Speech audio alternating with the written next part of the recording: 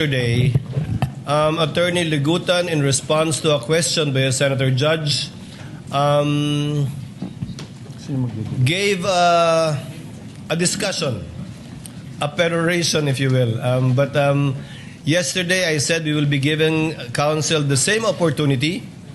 I cleared it earlier with Senator Pia Cayetano, who wanted the statements deleted from the record.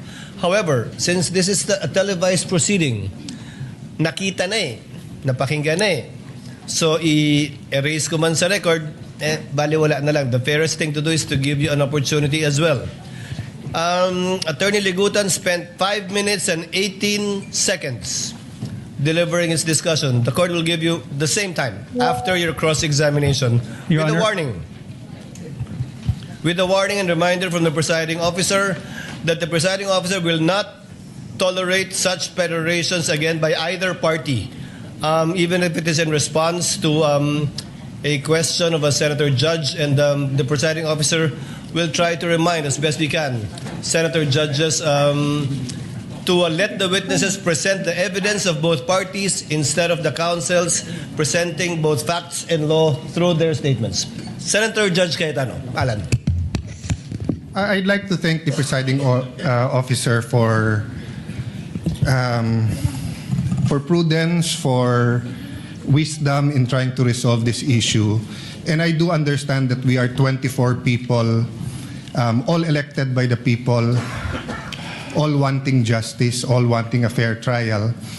Having said that, prudence dictates we stop ourselves from asking certain questions that can the whole trial, whether or not our intention is to do so. So the problem is well stated by the presiding officer that if we simply delete from the record, mapapanood nyo na rin naman sa YouTube yung magandang discussion ng prosecution. So on one sense, it is fair to give the defense a chance to answer. But on another sense, it's unfair. Why? Because whoever phrases the question, lamang na eh. Kasi yung question nga is, why is this an impeachable offense? So for example, if I was the one who stood up yesterday and I asked the prosecution, why is this a political vendetta? And why is the House not investigating the flood control instead of investigating the Vice President? That would be unfair. That would be unfair to the House. That would be unfair to everyone. So simply giving the prosecution the chance to answer that question I asked would be unfair to everyone. So I do not know the solution. I accept the solution of the presiding officer. Now, let's not tolerate any more questions like that. I agree with Senator P. I don't like being called out. But that's the role of the presiding officer and the Senate President. No? So, sana yun lang, no, na one, when we ask the questions, we'll make sure it doesn't prejudice the whole trial. Whatever we say here, may ma-accuse na lawyering for the prosecution or defense. Okay lang yun. Okay lang yun. Sa prayer nga kahapon, di ba? Basta't justice, bahala na magalit. Okay. But my last point, Mr. President, let's give the defense a little latitude in not only answering that question, but what you want to say. Because nga, the question is unfair. So if you're simply going to answer that question, then it won't solve the problem na nakapagsalita sila 5 minutes, kayo nakapagsalita. So we'll consider, personally, I'll consider the very eloquent answer yesterday as a sort of a closing. So same personally lang, Mr. Presiding Officer, give the latitude to the defense na parang closing din, whatever. Because they have affirmative defenses. And they did not push us to hear that. They went straight to trial. So dun din sa mga nagsasabi na delay sa dami ng objection, that's unfair. No? Let's give everyone latitude here. The same thing, I think, may konting ano sa internet na photocopies are not original and the counsel was simply citing, tama ba? A Supreme Court decision, no? And the rules of court. And the rules of court. So I'm just saying it's an emotional issue. So all of us will be hit, badgered, whatever. I think trabaho naman nung witness natin, bantayan yung internet. So as long as hindi foul, hindi threat. But having said that, Mr. President, let's give each other leeway, but only to the point that the trial will not disintegrate, di ba, into a political fiasco or circus. Thank you, Mr. President. The remarks of Senator Judge Alan Cayetano are noted. Senator Judge Pia Cayetano. Thank you, Mr. President. This will be brief. First of all, I'd just like to confirm that I acknowledge what the presiding officer said, that I agreed. Basically, I'm withdrawing my motion in the interest of fairness, because the delivery of justice is about fairness. So kung nakapagsalita nga ang prosecution with their closing statement, di pwede rin dapat mag-closing statement ang defense, no? So I am amenable to that. But very, very, very briefly, Mr. President, I'd like to put on record, why are we being strict about the rules? Why do I have to bother standing up? Well, because nothing in this world will run well without the rules. Now, my colleagues, the Senate is a basketball-loving Senate. Dami dito, hilig mag-basketball. Kung ako volleyball player, colleagues ko basketball. I'll use basketball as an example. Will you have a decent basketball game if there's no rules? No, there's rules. That's why we stand up. And then sometimes there are also opportunities to question the rules. That's also fine. But that's why we have to stand up and call the attention of the presiding officer when we feel that the rules are being violated. And we will continue to do so when we believe it is necessary in the interests of justice. Thank you, Mr. President. The remarks of the lady are noted. Since we are discussing housekeeping chores and matters, let the presiding officer continue with the same. The presiding officer will call for a break midway through in order to afford the parties 15 minutes to relax, go over their notes, and do their thing. In regard to senator judges or counsels for the parties who are not on deck, you're free to answer the call of nature in the least disruptive manner possible and return afterwards outside of the 15 minutes that we will be doing halfway through the proceedings. And finally, a request has been brought to the presiding officer to request as well the senator judges to lower the tone of conversational voices because I think where you're seated is an echo chamber. Naririnig sa iba't ibang sulok ng plenaryong ito yung mga sinasabi din ninyo at hindi rin nakakapag-concentrate yung ilan sa ating mga kasama na nakaupo sa paligiran ninyo. Just a reminder, and one last reminder before I recognize counsel for the respondent, Mr. Calilong, you will be testifying once again and will be undergoing cross-examination under the same oath Yes, Your that you Honor. took yesterday. Do you understand that? Yes, Your Honor. Thank you, counsel for respondent, Attorney Narvasa. If you're ready, you may proceed with your cross-examination. Your Honor, may I be allowed to approach a witness? You may do so. Thank you, counsel. Your Good afternoon, Mr. Calilong. Good afternoon, sir. During your direct examination, you testified that you were trained on photo and video authentication. Yes, sir. You said that you were trained for 2 weeks. Specific for photo and video, sir. Sir, my questions are answerable by yes or a no. Can Yes, you sir. please constrain yourself to these questions, unless I tell you, okay? Objection to that, Your Honor, please. And you got this training Your Honor, from can I Max. object to that? I have to Before make an counsel for objection. respondent proceeds, counsel for the prosecutor to let the presiding officer Your Honor. recognize you first. You are so recognized, sir. What is your objection? Thank you so much. Inasmuch as I would like to accommodate the defense that in asking the question that the witness is to be limited to a yes or no question, Your Honor, please. Unfortunately, Your Honor, please, that's not sanctioned in the rules. There's nothing in our rules that would allow a defense to constrain a witness, even on cross-examination, to answer the questions by a yes or no answer. It's not in the rules. So, Your Honor, please, we cannot constrain a witness to answering either a yes or a no. The witness should be able to qualify. The usual answer by the defense is that it could be handled by the prosecution on redirect. But that is not the case, Your Honor, please. So long as there is nothing in the rules that would allow the defense to constrain the witness to answer yes or no, the prosecution will vehemently object to that, Your Honor, The please. presiding officer May I, Your overrules Honor? the presiding officer overrules the objection. The counsel for prosecutors can make a continuing objection regarding this matter, but it is the position of the presiding officer that the witness is seasoned enough. According to his testimony yesterday, he has attended over, if I recall correctly, 30 hearings already. So he would know how to respond and to explain if the need would arise, and it's up for counsel for the respondent, if at all, to strike out whatever answers that are not responsive to his question. Counsel for respondent may proceed. Thank We you. would abide, Your Honor. We would abide. Thank you, counsel for the prosecutors. And you testified that you got this training from MaxCore Interventures. Yes, correct? sir. And you said that the training you got from MaxCore Interventures was in digital forensics. Yes, sir. I have with me in Articles of Partnership of MaxCore Interventures Co. You see that it states that it is the Articles of Partnership of MaxCore Interventures Co.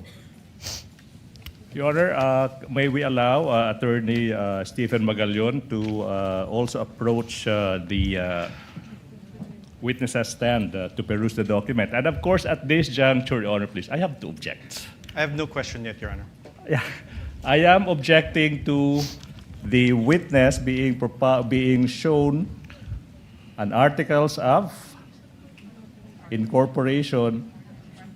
Oh, so sorry, a Articles of partnership of a partnership, Your Honor, please. Anyways, since the question has not been asked, I will. Let us wait for the question, counsel. In the meantime, the presiding officer allows counsel for the prosecutors to examine the document being presented to the witness. And Your Honor, for the reference of the senators, we are flashing this Articles of Partnership on the screens. Sir, please take a look at page 2 of these articles.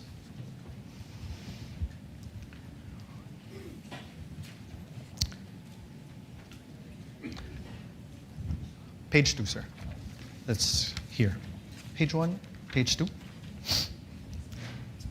Let's read it together, okay?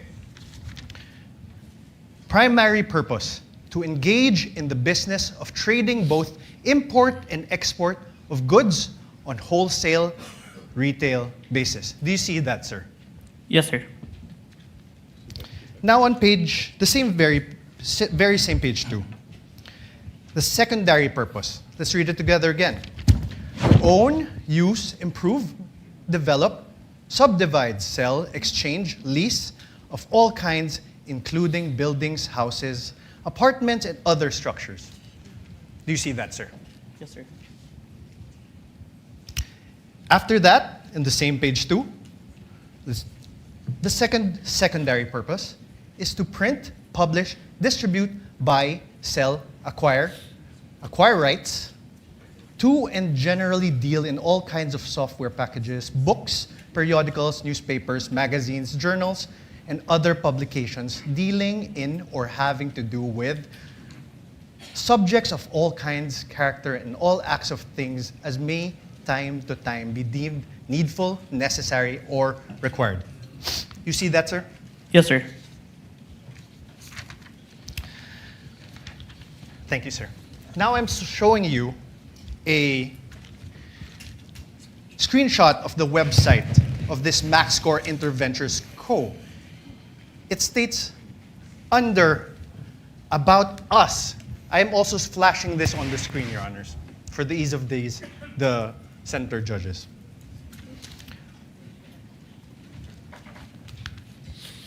Your Honor, at this juncture, the prosecution will now manifest that there was no question propounded as to the presentation of the Articles of Partnership. And the counsel is now moving forward to the presentation of an alleged website. Therefore, it seems that the defense counsel is the one presenting the documents without propounding any question to this witness. Highly improper, Your Honor, please. Highly improper.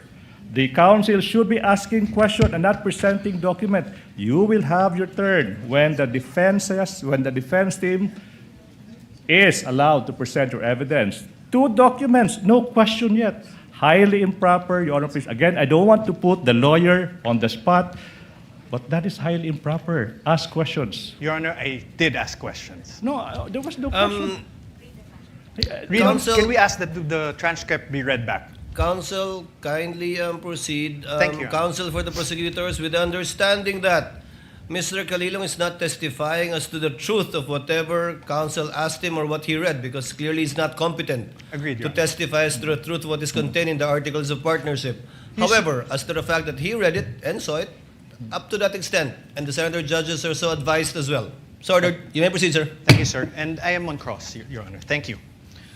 Sir, under the words about us, it says MaxScore Interventures has been established as a one-stop source of different products and services intended for both government and private institutions. Its company tagline, Innovation Without Boundaries, stands true testament to provide customers with quality merchandise, from the simplest to the most sophisticated ones, at very affordable prices. The company places a long-term business relationship through customer satisfaction on top of its priority list, with integrity and honesty as the foundation of the company. It envisions to evolve into excellence amidst the competitive pace of information technology. You see that, sir? Yes, sir. Sir, now I'm showing you another screenshot of the website of this MaxScore Interventures Co. You confirm that I'm also flashing this for the ease of the court.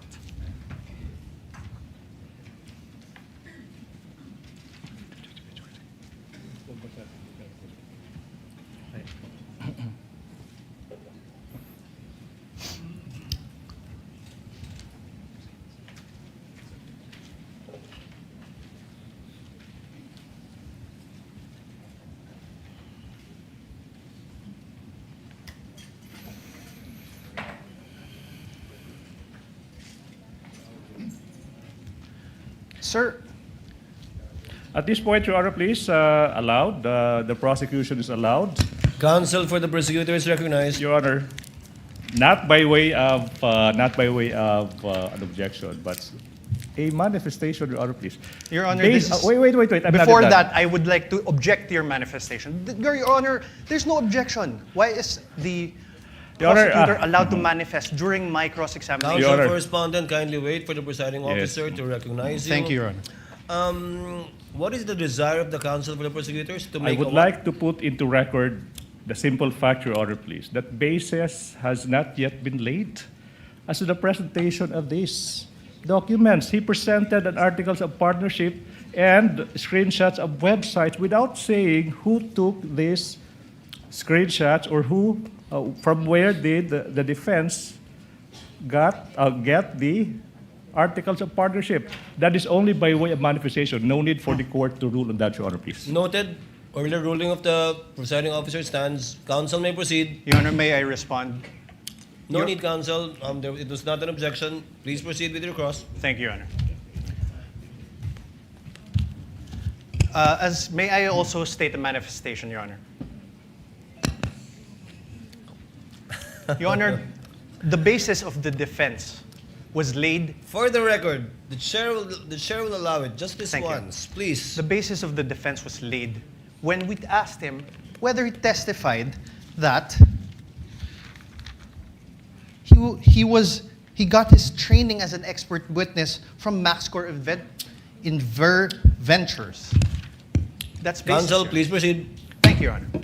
Sir, could you take a look at this? Under the words "our products," the products seen there are office supplies and equipment, ICT equipment, software and hardware, investigative equipment, hardware and software, emergency response software, and CCTVs.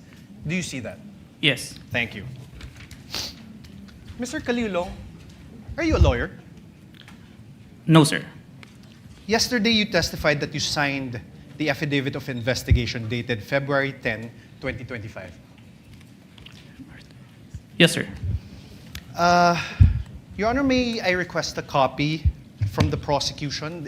I think it is Exhibit P-4-3 in series. P-4- 3 series. Your Honor, please, manifestation. The witness, number one, mentioned the affidavit of investigation, but that the witness did not identify the documents. So for the record, Your Honor, please, that document is not yet presented in courts as the documentary evidence, Your Honor, please. So highly improper for the defense to elicit that document through this witness precisely because this witness did not yet identify the affidavit of investigation, Your Honor, please.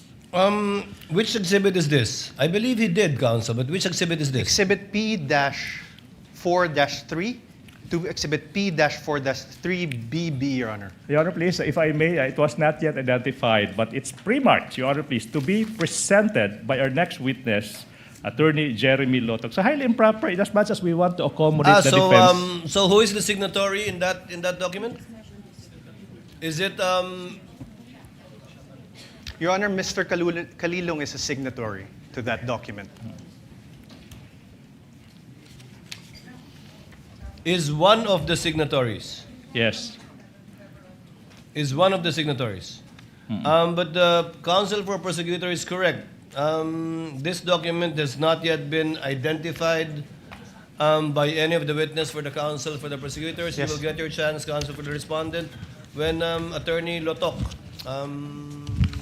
testifies later, which I believe this is the only exhibit that he will be testifying to. All right, Your Honor. Kindly proceed, counsel. You mentioned a affidavit of investigation, correct? Yes, sir.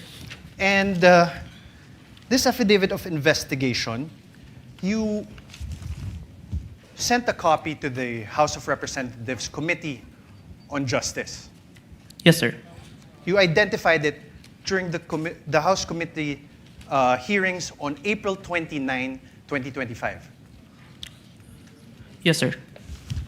I'm showing you now an affidavit of investigation. This is marked as Exhibit D-4-46 and series, Your Honor.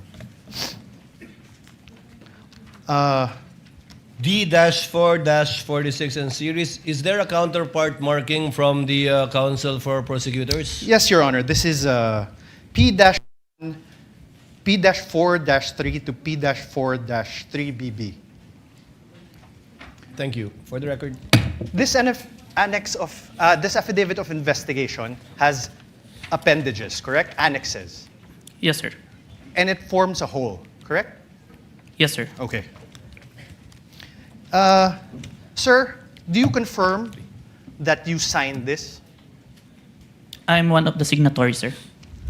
Do you want me to have in my identifying signature? Okay. Your Honor, do you have here, sir? Kaso lang, sir, yung sinumpit emote po, I withdraw, Your Honor. Apart from this affidavit of investigation, dated February 10, are you aware if there is another affidavit of investigation executed by the NBI represented by the Cybercrime Division in relation to this case? This is the only one that is submitted, sir. No, executed, Your signed. Honor, My question is the defense executed. cannot argue with the witness, Your Honor, please. The witness would know how to respond, counsel. If he is not responsive to your question, do not argue with the witness. Yes, Your Kindly Honor. rephrase. Apart from this affidavit of investigation, are you aware if there is any other affidavit of investigation signed by the NBI represented by the cybercrime? Okay, at that juncture, I have to object. Vague, Your Honor, affidavit of investigation signed by Related the to this NBI. case, There Your could Honor. be thousands Related of to this documents. case. If the witness knows, witness may answer. Is there any other affidavit of investigation executed by the NBI cybercrime in relation to this case, witness? As far as I remember, sir, this is the final affidavit of investigation, sir. Final affidavit. Are you sure, Agent? Let me remind you that you are under oath. Yes, sir. I have with me a certification, a DOJ certification executed by J.V. Lawrence B. Bandung. Senior Assistant State Prosecutor J.V. Bandung. For the record, Your Honor, this is Exhibit D-4-29 for the defense. Do you see this, sir? Yes, sir. This certification dated February 5, 2025, states, and I quote, the complaint referral does not contain all the necessary evidence to prove the essential elements of the crime. Therefore, it is recommended that the same be first referred for case buildup. Do you see that? Yes, sir. Now below that, in the second page, below that, under the word notes, number 1, therefore, states, and I quote, that there is no... May I have this flashed on the screen, please? For the ease of the court. So the Honorable Court can follow. Under notes again, sir. For the record, Your Honor, we are flashing the certification on the screen. Under notes, sir, number 1 therefore states, and I quote, there is no affidavit of the persons who recorded the video entitled VP November 23 Press Con at Batasan through open broadcast software OBS and in turn stored it in a digital video disc. Do you see that, sir? Yes, sir. Let's go to page 2. On paragraph 7, it states, and I quote, one of the elements of the crime of grave threats is that the offender threatens another with infliction upon the latter's person, honor, or property, or upon that of the latter's family of any wrong amounting to any crime. In the instant complaint, only the NBI executed an affidavit and there was no participation on the part of the offended parties, as it appears. NBI is not the offended party for the crime of grave threats. Do you see that? Yes, sir. Above this, in paragraph 6, it states that, and I quote, only the minutes of the meeting with several personalities and representatives from various media outfits were submitted. And although the minutes were signed, there was no individual affidavit executed regarding the contents of said minutes. Do you see that, sir? Yes, sir. On paragraph 5, it states that, and I quote, the affidavit of one Patria Morales mentioned that she stored these footages in a USB and submitted it to the NBI. However, there was no USB attached to the complaint, only a DVD was attached. There was no detail regarding the contents of this DVD. Do you see that, sir? Yes, sir. On paragraph 4, it states, and I quote, Annex L did not indicate who made such TSN.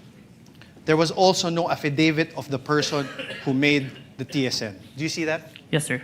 On paragraph 3, it states that, and I quote, Annexes I and K, open parenthesis, DVDs with markings NBI-CNN-C-2412-43-6-2 and NBI-CCN-C-24-12436-2, close parenthesis, were not accompanied by an affidavit of the record and TSN, also affidavit of the one who will execute the TSN. Yes, sir. On paragraph 2, it states, and I quote, the press briefing conducted on October 18 was not recorded and or stored in the DVD, no video submitted, and there was no TSN of the said briefing, and then taking the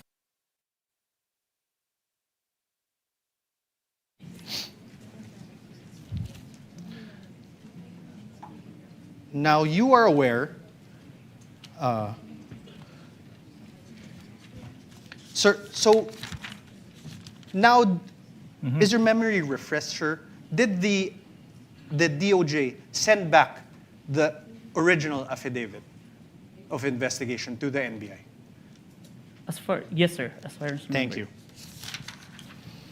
Now you are aware that on February 11, 2025, the NBI, through its then director, retired Judge Jaime B. Santiago, wrote to the Office of the Prosecutor General submitting a revised affidavit of investigation. Yes, sir. This is your affidavit of investigation dated February 10, right? February 10, 2025. So, Yes, sir. wait. So, objection, Your Honor. The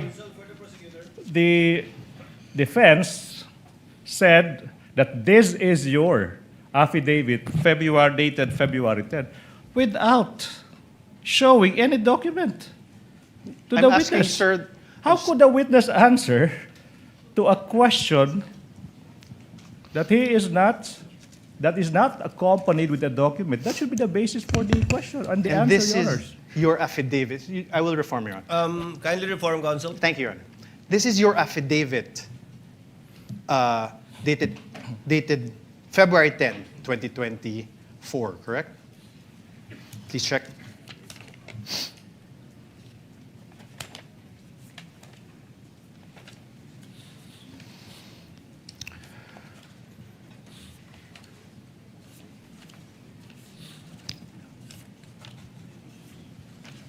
Sorry, sir.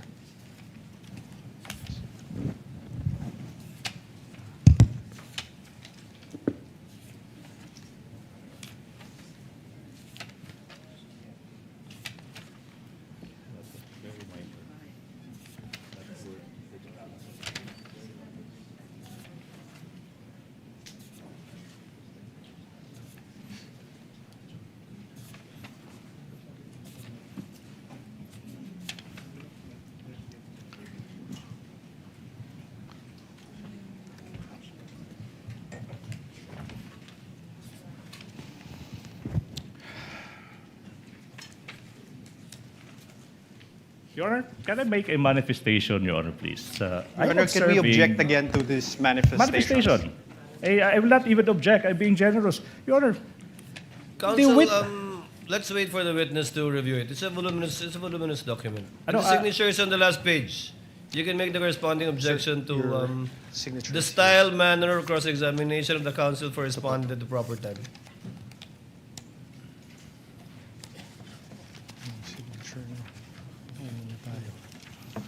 Ayan po.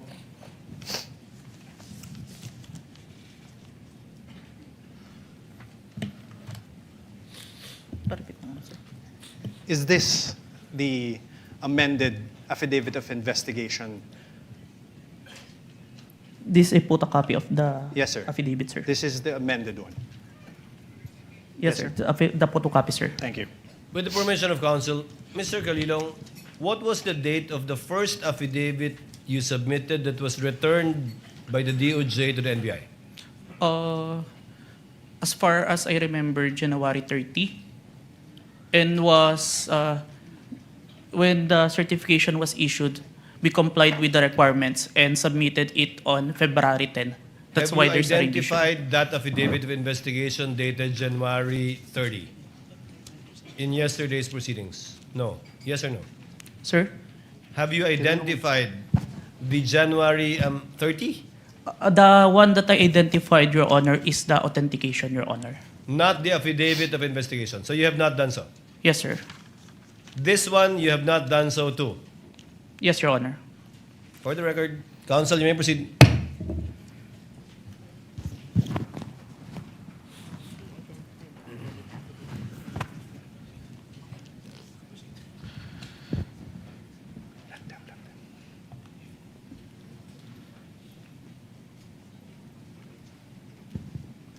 I'm showing you now a letter dated January 30 from the former NBI Director Jaime Santiago. now, I have to object, Your Honor, please. You know, the defense has been confronting this witness with documents, even without marking and identifying the source of these documents. Your it's Honor, like that's- plucking out of thin air a document, presenting them the document to the witness, and withdrawing the document Your Honor, that's up without to the... even introducing this piece of evidence, this piece of exhibits into evidence. So my question is, through the presiding officer, is the defense not entering these documents into evidence, Your Honor, please? They can do so at the proper time, counsel, but insofar as the witness is concerned, I think the basis was laid when he said that he executed only one affidavit of investigation in connection with this case. Now it seems that there are two affidavits, I would like to make both of which have not yet been presented. One will be presented, I think, by Attorney Lotok. Your Honor, for But the first record- one, we're not aware of it. Is that correct, counsel, for the respondent? Your Honor, he just identified a copy of the affidavit of investigation. Dated January 30? April 10, 2025. Your Honor. April, February February 10. 10. Sorry, Your Honor. February 10. February 10, Your Honor, please. What about the first affidavit? The witness said he had a first affidavit. Yes, Your Honor. Not yet. Not yet. Yes. You only cited a January 30 letter of Yes, the Your Honor. former NBI I cited, Your Honor, a Director. certification by the DOJ returning an affidavit. And that is now the problem, Your Honor. In fact, even I am confused because the documents are not introduced into evidence by the defense. counsel. As an- Please proceed and kindly help the court to be Thank clarified you. regarding this matter. You mentioned that you mentioned that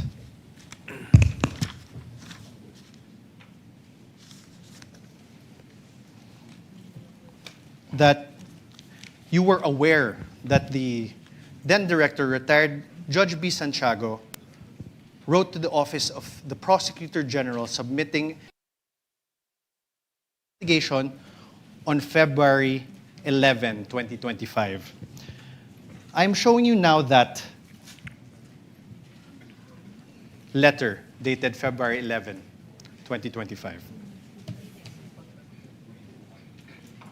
For the record, this is Exhibit D-4-43 for the defense. Up for the defense, you mean pre-marked, I Pre-marked. suppose. Because when you say marked as evidence for the Pre-marked. defense, it's not yet.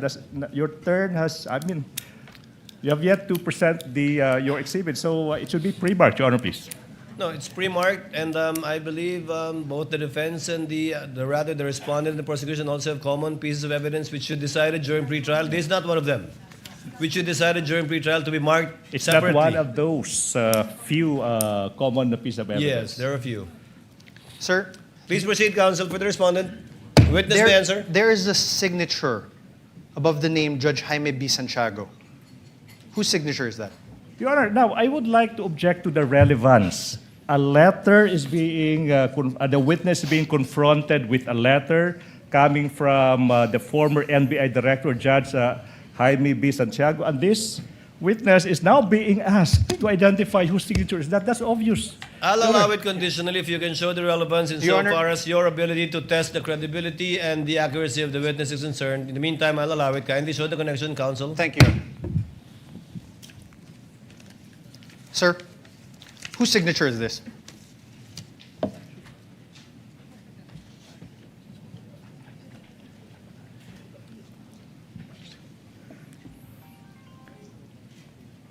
As far as I remember, signature of Director Santiago, sir. Thank you.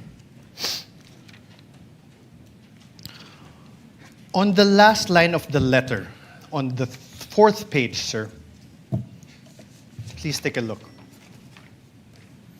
Last line.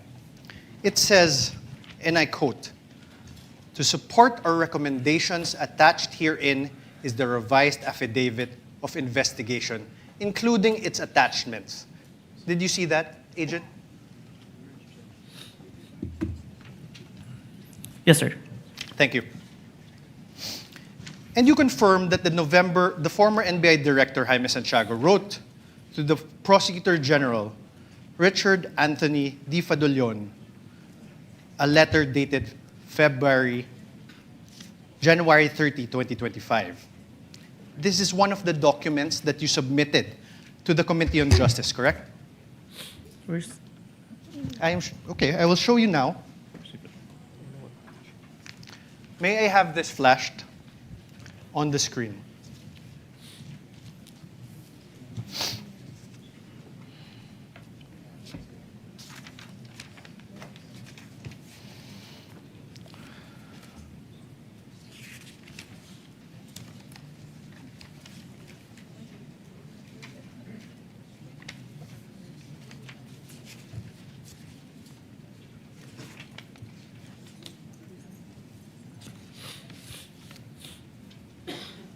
Do you recall this document? Yes, sir. Yes.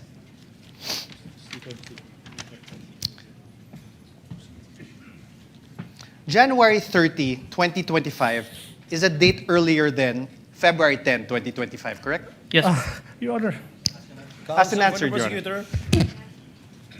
Your Honor, the witness being asked which Your Honor, date, ask and came answer. first. I mean, relevance, Your Honor. Relevance. Counsel, if the witness knows and the counsel for respondent will be given the latitude to test the credibility, accuracy, and completeness of the testimony of the witness. But we note your continuing objection, because you already sound frustrated, counsel, in regard to this line of questioning by the I'm very counsel for the patient, Your Honor, respondent. please. I'm very patient. The counsel for respondent may proceed. Witness Thank may you. answer. He already answered, Your Honor. Thank you. You earlier confirmed that there was actually a certification dated February 5, 2025. You like Objection, misleading. I don't I have no remember question, this Your Honor. witness Let stating the that there counsel was... finish with this question, counsel. He even read it, Your Honor. You likewise confirmed that in that said certification, dated February 5, 2025, the earlier affidavit of investigation were subject to 7 recommendations. And you confirmed that you read that. Objection. Misleading, Your Honor, objection. please. Now the counsel mentioned 7 grounds. 7 grounds. And I don't remember this witness uttering the term 7 grounds. What I do remember, Your Honor, please, is that this witness was confronted with a certification, a letter, whatever, but now the counsel is now asking this witness to confirm the contents of those certifications or letters. Misleading. No, That's Your- not allowed during cross. The counsel is now assuming facts that have yet to be established. Can I repeat that? This witness was only confronted with certifications, letters, dated this, dated that. And now, the counsel now asking, Your do you Honor, please. confirm? He's Do you now confirm, testifying. right? Wait, let me finish.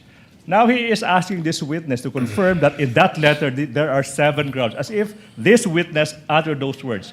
The ground is misleading, definition.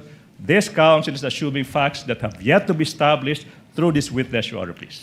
Counsel, again, the witness is not a newbie. I think he can handle himself and would know how to answer if indeed he is familiar or not with what is being presented to him. And thus far, he has responded based on his knowledge of these documents. Chair will allow it. Witness you, may answer. Sir, Can you repeat the question, counsel? you confirmed that there was a certification dated February 5, 2025. You likewise confirmed that in said certification, Your Honor, compound question. there's no question. Wait. Kindly wait for the presiding officer to recognize you before answering. Yes, Your Honor. Yes. Much Please, obliged, Your Honor, counsel please. for the prosecutors, please finish with your objection. Thank you so much. Can I? Yes, Your please Honor, proceed, counsel. compound questions. The witness is now being confronted with 2 successive questions without allowing this witness to answer the first question. What makes a compound question? No need to lecture, counsel. Counsel for respondent, please reform. Your Honor, I had no question. I had no question yet. Kindly proceed with your question. Thank you, Your Honor. The earlier affidavit of investigation was subject to 7 recommendations from the DOJ Vague, Your Honor, for case please. build-up. Objection, vague. The earlier investigation, which investigation is the counsel referring to? We already Objection, vague. We already established, Your Honor, there was an earlier one. This is Overruled again. The witness is competent enough to testify. Overruled. Witness, kindly proceed with your question, counsel. Yes. In the revised affidavit of investigation dated February 10, 2025, that you identified, despite DOJ's recommendation number 6 that you earlier read, Objection, Your Honor, objection. Sir, Your Honor, I am not If yet the finished. ground is Can we already- wait for the counsel to finish with this question, counsel, please? Okay, Your Honor. The question, sir, there were still no affidavits of the journalists from the media outlets in your affidavit of investigation dated February 10. Witness, not answer first. Objection, Your Honor, please. Misleading. Why is They- it misleading, counsel? The counsel said the earlier affidavit of investigation. In fact, Your Honor, please, he referred to the February 10 investigation. That's not the earlier investigation. That is the final affidavit investigation submitted to the DOJ. Misleading. Misleading, Your Honor. Your Honor, The presiding officer will ask the question. Mr. Witness, did you attach the affidavits revised, right? of the two witnesses that viewed the video of the Vice President in the February 10 affidavit? Yes, sir. Let me qualify my answer in number 6, sir. You may do so.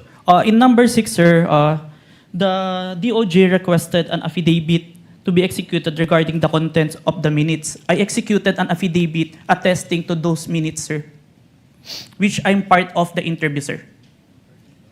But was it attached to the February 10 affidavit? Yes, sir. Counsel for the respondent, your witness. thank you. Sir, but there are no affidavits of the journalists from the media outlets, correct? My question is not found there, Your Honor. Oh, Your Honor, please. My question is I mean, not Your found Honor. there. Okay, wait. The counsel is confronting the witness with a document, and he propounded I questions, was and then not- he asked another question, and he took the document away. What's Your the Honor, purpose of that? I was Objection, not- Your Honor, please. My question is plain, Your Honor. Let the Do you- witness peruse the document you presented him with. Let My- him answer that through a document. My question is plain, Your Honor. Your Honor, a witness should be allowed to peruse the document I am that he not- was confronted with. Counsels, please. Witness, I think the witness understood the question. Mr. Calilong, you may answer if you understand the question. I will repeat the question, Your Kindly Honor. repeat, counsel. Thank you, Your Honor. There is still no affidavits of the journalists from media outlets appended on your revised affidavit of investigation, sir. May I qualify my answer, sir? No, sir. Oh. Just answer a yes or no. Kindly look at the document presented to you. On redirect, counsel can make you explain the disparity, if any. The question is simple. Are the affidavits attached to the affidavit of investigation?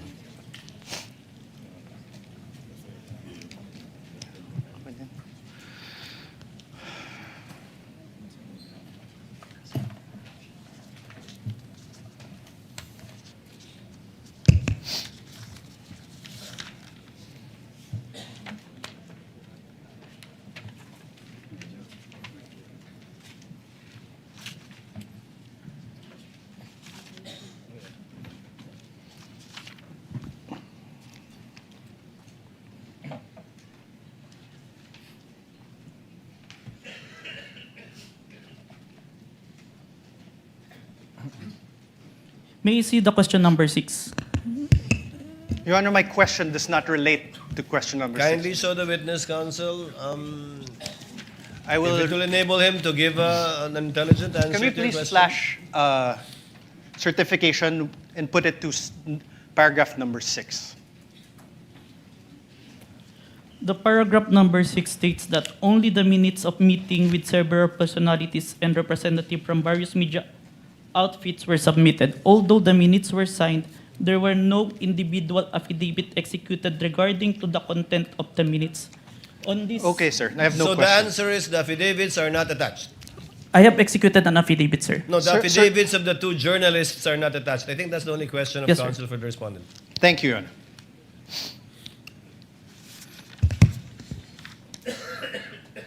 Instead, sir, as you confirmed, what you appended to the affidavit of investigation are affidavits of NBI agents, correct?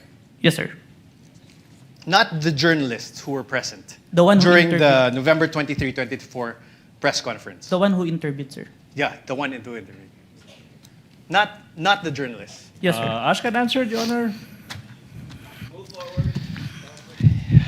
Sir, in the revised affidavit of investigation dated February 10, 2025 that you identified, despite DOJ's recommendation number 7, can we show again DOJ recommendation number 7? In the certification dated February 5, 2025, it is still the NBI Cybercrime Division that is the complainant. I believe this is answered on the letter of the director, sir. Sir, my answer is answerable by yes and no. The complainant is still the NBI Cybercrime Division. Yes, sir. Thank you. The supposed offended parties in this case would be President Bongbong Marcos, Yes, sir. the First Lady Lisa Marcos, Yes, sir. the former Speaker of the House Martin Romualdez. Yes, sir. Did President Marcos appear before the NBI during its investigation? No, sir. Did the First Lady Lisa Marcos appear before the NBI during its investigation? No, sir. Did the former Speaker Martin Romualdez appear before the NBI during its investigation? No, sir. Sir, I'm showing you again for the record the affidavit investigation. Sir, did you attach to that affidavit of investigation dated February 10, 2025, an affidavit of the President Marcos? Only the responses, sir. Sir, listen to my question. That's Did the you- answer. Your Honor, he did not answer, so I am entitled to That's ask his again. answer. Not responsive.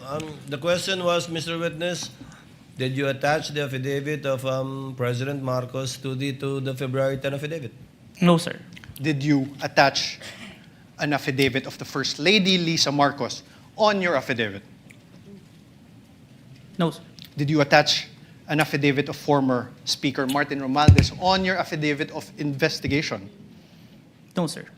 To your knowledge, if you know, sir, did President Marcos file any criminal complaint against Vice President Sara Duterte as a result of the November 23, 2024 online press conference?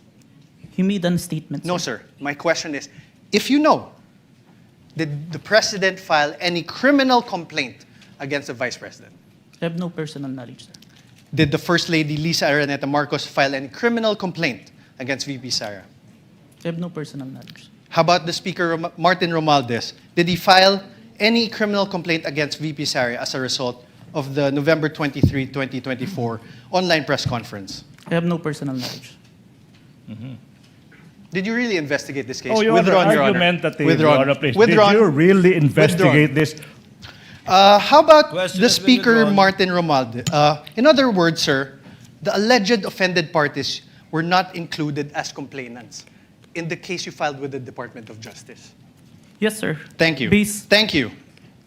And despite the fact that the NBI Cybercrime Division did not comply with recommendations number 6 and number 7 in the certification dated February 5, 2026, it nevertheless filed the revised affidavit of investigation dated February 10, 2025 that you identified today.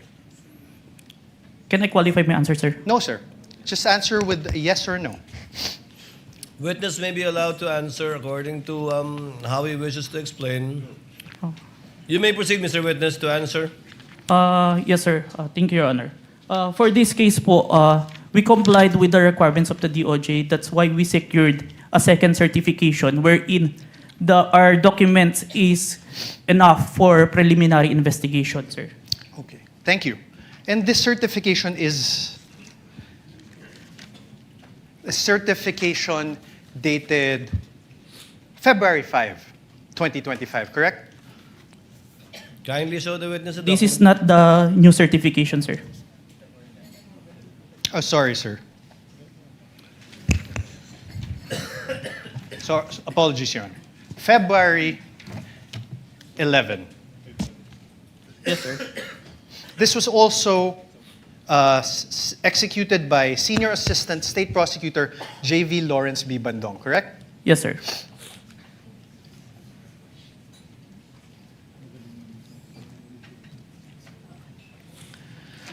Now let's discuss the nature of the investigation you conducted. You claimed in your affidavit, sir, affidavit of investigation, that the NBI began its investigation into the VP's remarks because it was directed by the DOJ to do so. Motu proprio and directed, sir. Okay. Do you understand what you just said, sir? Oh, Yes, sir. Oh. Can I I'm object to asking, that, sir. Your Honor, please? I'm That's asking, sir, it argumentative. makes sense, Your Honor. Argumentative, counsel. Move on. Mutuo proprio, sir, means... Oh, no, objection. You cannot lecture, counsel. This is Sir, what does cross-examination. you mentioned mutuo proprio. What does it mean? Even without a complainant, we started the investigation, sir. Are you sure, sir? Oh, argumentative. Are you sure, get- sir? Move on, Are counsel. you sure, Move on. sir? How...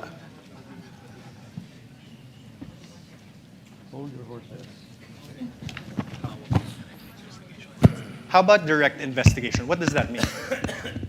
Your Honor, okay, never mind. Your Honor. Directed investigation. What does that mean? There is instruction from above, sir. From? Above. From Above. upper. What does above mean? It may be the DOJ or the higher. Higher. What's higher than the DOJ? Based on that, it's only the DOJ, sir. Based on... You said above the DOJ, sir. No, sir. Above the Sir, NBI, sir. you said above... May I ask for a... Argumentative, Your Honor, Counsel, argumentative. counsel, again, I would have to sustain the objection. It is argumentative. I heard All the right, answer, Your and he meant as a general term above, but referring apparently to only the DOJ in this particular instance. We submit, Your Honor. Please proceed. You confirmed that the NBI Cybercrime Division is the complainant in the case against the Vice President, and that the DOJ filed this with the NBI filed this with the DOJ. Objection, compound, Your Honor. That's a no compound question, Your Honor. That was just a statement. Counsel, Oh, kindly wait. exactly. Your Honor, a Is laying statement. the basis for a question. Go to your question, counsel. Sir, the NBI, of course you're from the NBI, is under the Department of Justice. Yes, sir. Your Honor, we can take judicial notice of that. We Your cannot- Honor, if I'm on cross, Your Honor. I know, but I'm on cross. there are things that No. did not be Your Honor, discussed. please. Counsel- Can I, Your Honor? Your Honor, please. Counsel, let's give him some latitude. Much obliged, Your Honor, much although we obliged. can't take judicial notice of that, it's part of his cross-examination. Yes, thank you, Your Honor. The Secretary of Justice is meanwhile the head of the DOJ, correct? Yes, sir. So the Secretary of Justice exercises control and supervision over the NBI. Yes, but even No, without... no more questions. The witness Yes is or no, answering. Mr. Witness? If you know. Can you repeat, sir? Mr. Witness? The Secretary of Justice exercises control and supervision over the NBI. Yes or no? We are under, sir.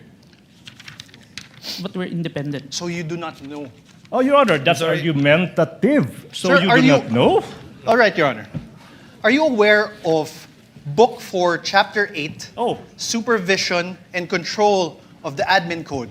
Your Section Honor. 39. Your Honor, Yeah, I have no Your Honor. question yet. Yeah. Please. Yeah. Section Counsel for the 39. prosecutor, let the counsel for respondent finish his question. Yes, Your Honor. Section 39 thereof, Secretary's authority. The Secretary shall have the supervision and control over the bureaus, offices, and agencies under him. Supervision and control. Sir, my question is this. Is the NBI, the National Bureau of Investigation, under a bureau under the Department of Justice? Yes, sir. Thank you. And, sir, the President has control over all executive departments, correct? I believe so, sir. The DOJ is one of those executive departments, correct? Yes, sir. And the current President is Ferdinand Marcos Jr., correct? We agree to that. That's judicial notice. Your Honor, please. Yes There's or no no? other Yes, sir. president. We Oh, only he have answered one already, Your president. Honor. Already asked and answered. The head of the executive branch is President Ferdinand Marcos Jr., correct? Yes, sir. The very same Ferdinand Marcos Jr., who you said was an offended party in the case against Vice President Duterte. Yes, sir. So, in other words, the NBI investigated and filed the complaint. The DOJ directed the investigation and will determine whether the case should proceed to court. And the alleged offended party, President Marcos, is the constitutional head of the executive branch, Objection. exercising control over both the DOJ and the NBI. I Your Honor, withdraw, Your objection Honor. to I that. withdraw. The I The withdraw, Your ground Honor. is, the ground is. I withdraw. It's, oh, Your Honor. It's even more compound question, Nothing to asking object to. several Withdraw, subject Your Honor. matters. Withdraw. Counsel, move on. Withdrawn. Sir, you testified earlier that you investigated the Vice President in relation to the press briefing that she conducted on November 23, 2024. Yes, sir. This investigation by the NBI Cybercrime Division was started after the conduct of the November 23, 2024 press briefing of the Vice President, correct? Yes, sir. So basically, to put it simply, the investigation was done after the supposed incident on November 23, 2024. The same day, sir. The same day, but after. Oh, Your Honor, the same day then after. Same, How not could it be responsive, Your Honor. Counsel, after. clarify your question. Same day, The same day. investigation was done after, later than, the supposed incident on November 23, 2024. Yes, sir. Thank you. You mean to say later that day? Yes, Your Honor. Because how can you investigate something that hasn't happened yet? Correct. Yes, Your Honor. Please proceed. Sir, you're not one of the participants of the press conference on November 23, 2025, correct? Yes, sir. So you do not have personal knowledge about what transpired during that press briefing, correct? It was live streamed, sir. You did not watch that live stream, correct? In It was- real time. Yes, sir. You only acquired knowledge about it when you started investigating later that day. Yes, sir. You also do not have personal knowledge of the alleged threats made by the Vice President during that press briefing, sorry. After the press briefing, sir. You only acquired knowledge about it when you started investigating. Yes, sir. You also do not have personal knowledge of the alleged assassin that was allegedly hired by the Vice President. It came to my knowledge upon... Personal knowledge, sir. No, sir. Now, during your testimony yesterday, you mentioned that during your investigation on the November 23, 2024 press briefing conducted by the Vice President, you preserved a copy of said press briefing through open source investigation, correct? Preserve a copy through Open Broadcast Software Studio, sir. Okay, thank you for that correction. One of the videos that you were able to preserve in relation to your investigation is the screen recording of the November 23, 2024 press briefing conducted by the Vice President, right? Yes, sir. Your Honor, may I move that the very same USB be unsealed and shown by the prosecutor's Exhibit P-4-10 be unsealed and shown the witness.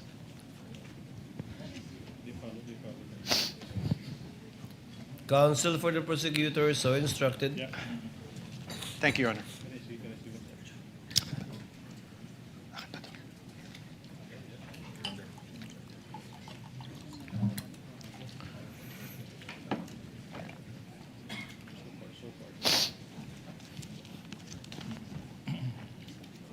Okay ka na po.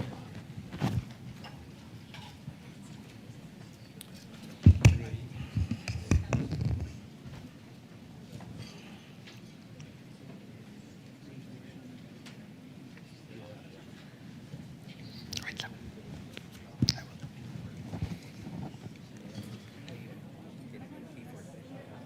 November 20. November This is Exhibit P-4-10, I believe.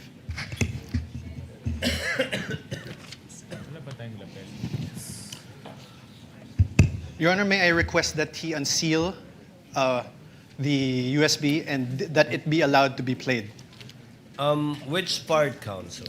Your Honor, we will play various parts of not the whole, That's what I was worried about. Yes, Your Honor. We understood by the faces of the honorable members of the court. So you will We will just play parts. Yes, Your Honor. Of it, and you identified, I presume, the time stamp. Yes, we have, Your Honor. I will get to that. Witness may open the seal, Thank you, Your Honor. and counsel for the prosecutors is instructed to accompany one of the counsels for the respondent, in the tech booth to make sure that it's the same USB being presented. For the record, Your Honor, the witness is opening the prosecution's Exhibit P-4-10, Your Honor. This is the video dated November 23, 2024.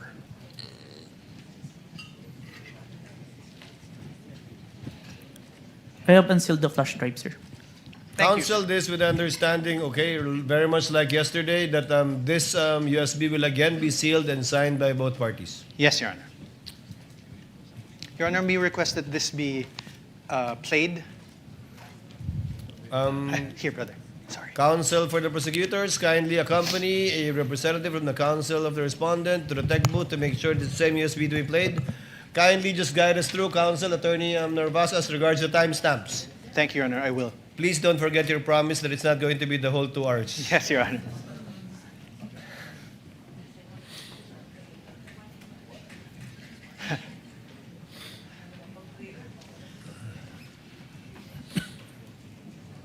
Waiting. Senator Judge Pia Cayetano, what is your pleasure, ma'am? Yes. If it's possible, Mr. President, if our secretariat can install a monitor here, because magkaka-stiff neck na po ako watching this. And it really doesn't look nice that I'm slouched there looking this way. So, and then this one here is a little bit, not for videos, but for the copies of affidavit, it's quite difficult. So if they can put one here, Secretariat, the others want another, but I can speak for those in the front row. We would like to request. Thank you. the clerk of court, rather, is instructed to kindly install a TV monitor in front of the tables of the counsel for the parties instead of at the witness stand. Both sides.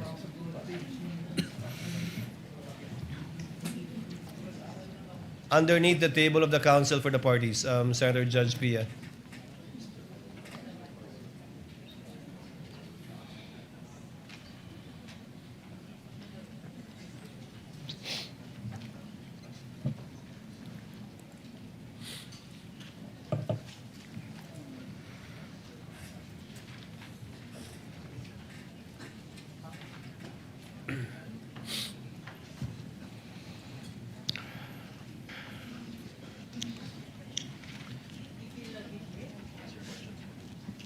Counsel, for the record and for reference, kindly identify the timestamp that you will be playing. I presume in chronological order.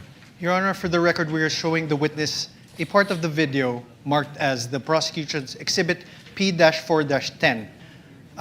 First video, the timestamp around 0001:27 to 0002:20 of the November 23, 2023 press briefing as contained in the video that you identified yesterday, sir. Your Honor, may we ask that the video be played at those specific timestamps? I did an apology. And then, ang sabi po nila, I just have to do an MR. And I did an MR, but they did not rule on it. And then suddenly they have an order transferring me. When ang nauna naman na order ng final ng lawyers namin was an MR to lift that order of contempt. Because they said that was the procedure. If they were not able to rule on that, how were they able to come up with an order, to transfer me to the women's correctional in the dead of the night?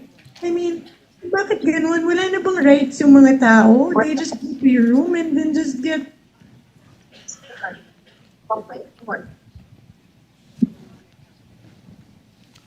Wala, bakit yun? I don't understand. Your Honor, may I ask that the video be stopped? Sir, do you know who that is in the video that you identified? Attorney Zulaika, as far as I remember, sir. And Attorney Zulaika, as far as you remember, Attorney Zulaika is who in relation to the Vice President? You may answer not a yes or no question. As far as I remember, she is the COS. COS meaning Chief of Staff, Chief right? of Staff. And she is there in that video because she was cited in contempt by the House of Representatives, correct? If you are aware, you're the investigator. Prior to the... Sir, my question again. The witness is Let about the to witness answer. Witness was in the process of answering. Prior to the scene, I have no personal knowledge, but based on her statement during the video, I think it was mentioned. So you didn't investigate the things that happened prior to the scene, correct? Sir, yes or no? We have investigated, sir. You didn't investigate. Oh, I did, sir. argumentative. That's why there's an October 18, sir. So what happened before that? If you investigated, I what only happened? say I don't have personal knowledge, sir, because Sir. I'm not present during that time, sir. Witness is not responsive. The question was, what happened prior to this video, this particular clip of the video, if you know, given that you investigated the incident, as you said? As far as I remember, there is a hearing in the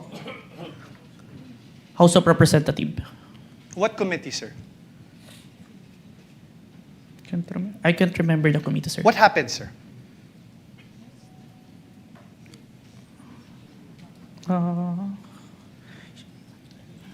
COS was cited in contempt, sir. By who, sir? I can't remember the exact, sir. But you investigated. I withdraw, Your Honor.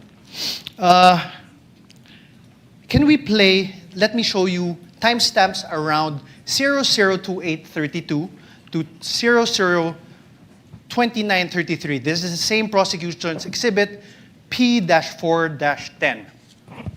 That is the video you identified yesterday. Your Honor, may we request that that video be played? Pero hindi ako lalabas. Hindi ako lalabas.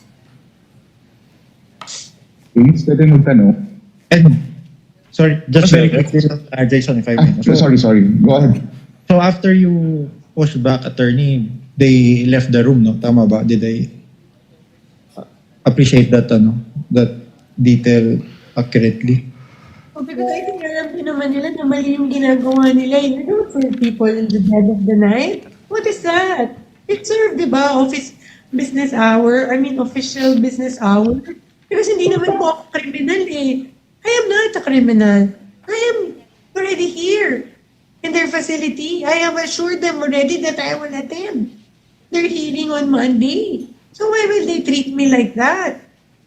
So that's why I said I want my lawyer. Stop, please. Sir, did you consider this in making your evaluation in the revised affidavit of investigation dated February 10, 2025? Yes, sir. Thank you. Now let me show you timestamps around 003305 to 003432 of the November 23, 2023 press briefing as contained in the video that you identified yesterday, the prosecution's exhibit P-4-10. Your Honor, may we request that the video be played? You're online, ma'am. Go ahead, ma'am. Go ahead. Sorry. Alam mo, I would not have pushed that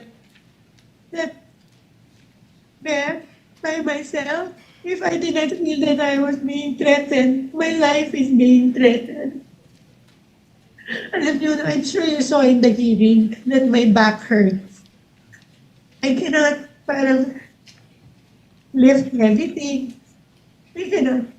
But dahil natakot ako, I feared for my life. I really pushed that by myself. Because hindi lang to harassment. This is really a threat to my life. They gang up on you in the middle of the night? Huh? How is that done? Isn't that a threat to my life? Alam nila that I'm sick. I have said that repeatedly when the doctor came here. Stop. Thank you. Sir, did you investigate the threats to Attorney Zulaika's life? We need a complaint for this one. That's why Yes or no, sir? Did you investigate? we did not, because there's You no did not. complaint. Okay, thank you.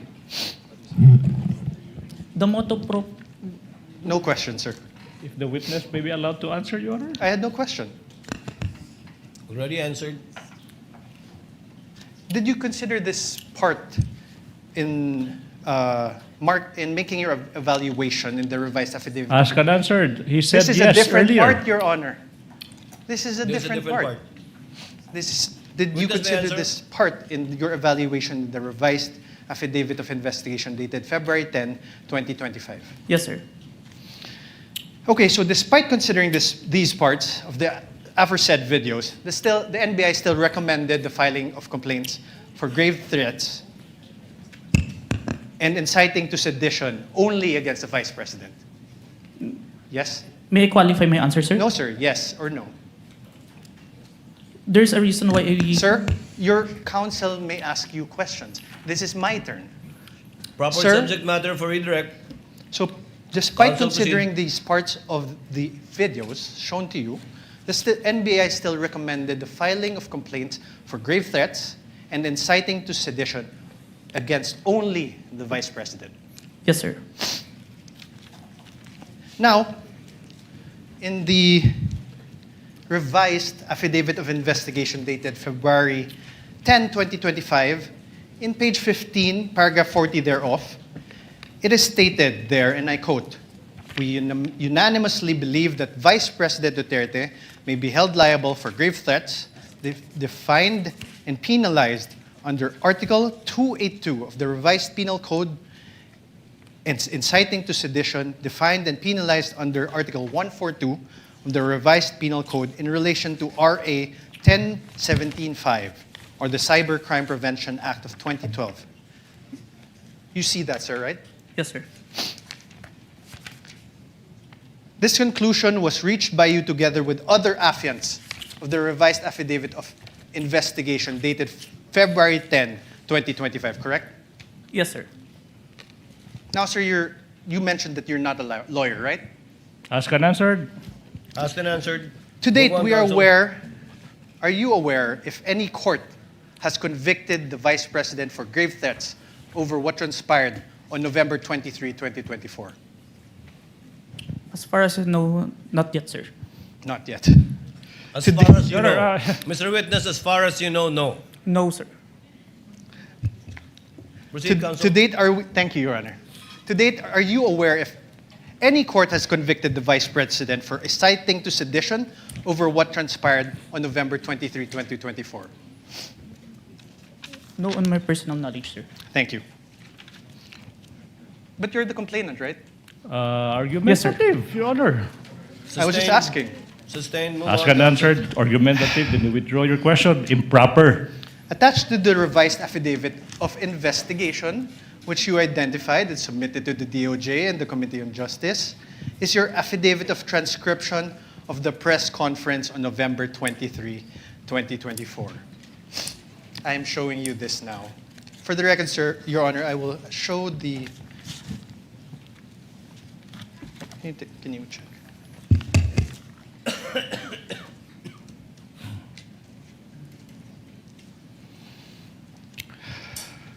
Sir, please take a look.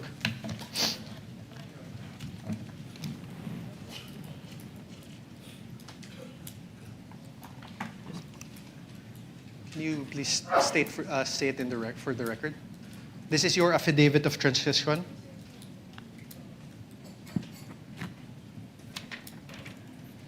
Yes, sir. This is a photocopy of my affidavit of transcription, sir. This refers to the press conference on November 23, 2024.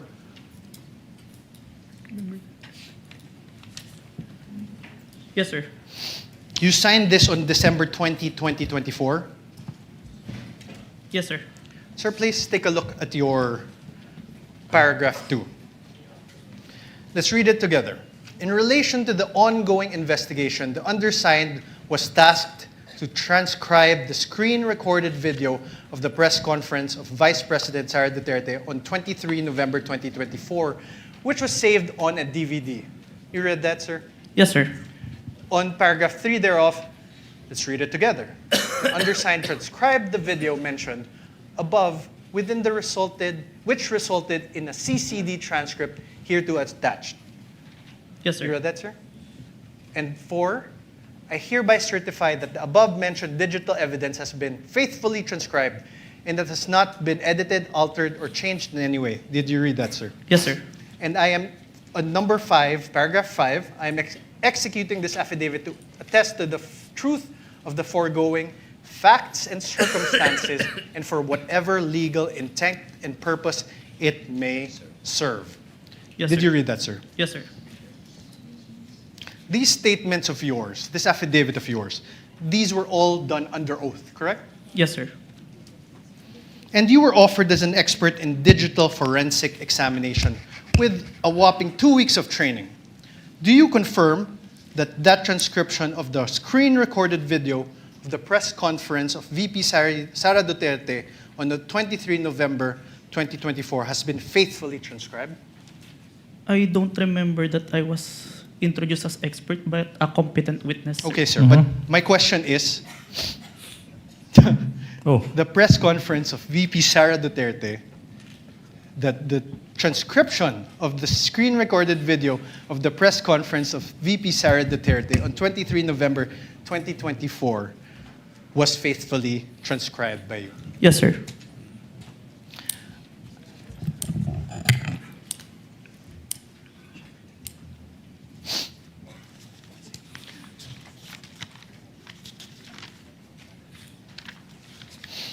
Sir, attached to this affidavit is the transcript, correct? Can you please take a look? Yes, sir. And, Your Honor, may I ask again that the video, parts of the video be played of the press conference on November 23, 2024. Let's go through it together, sir. Where's the timestamps?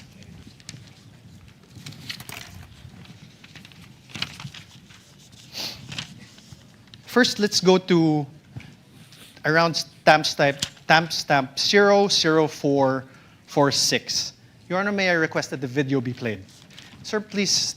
Steps after this order, are you going to file? Are you going to trigger na po ba, ma'am, the filing? I am not leaving this room.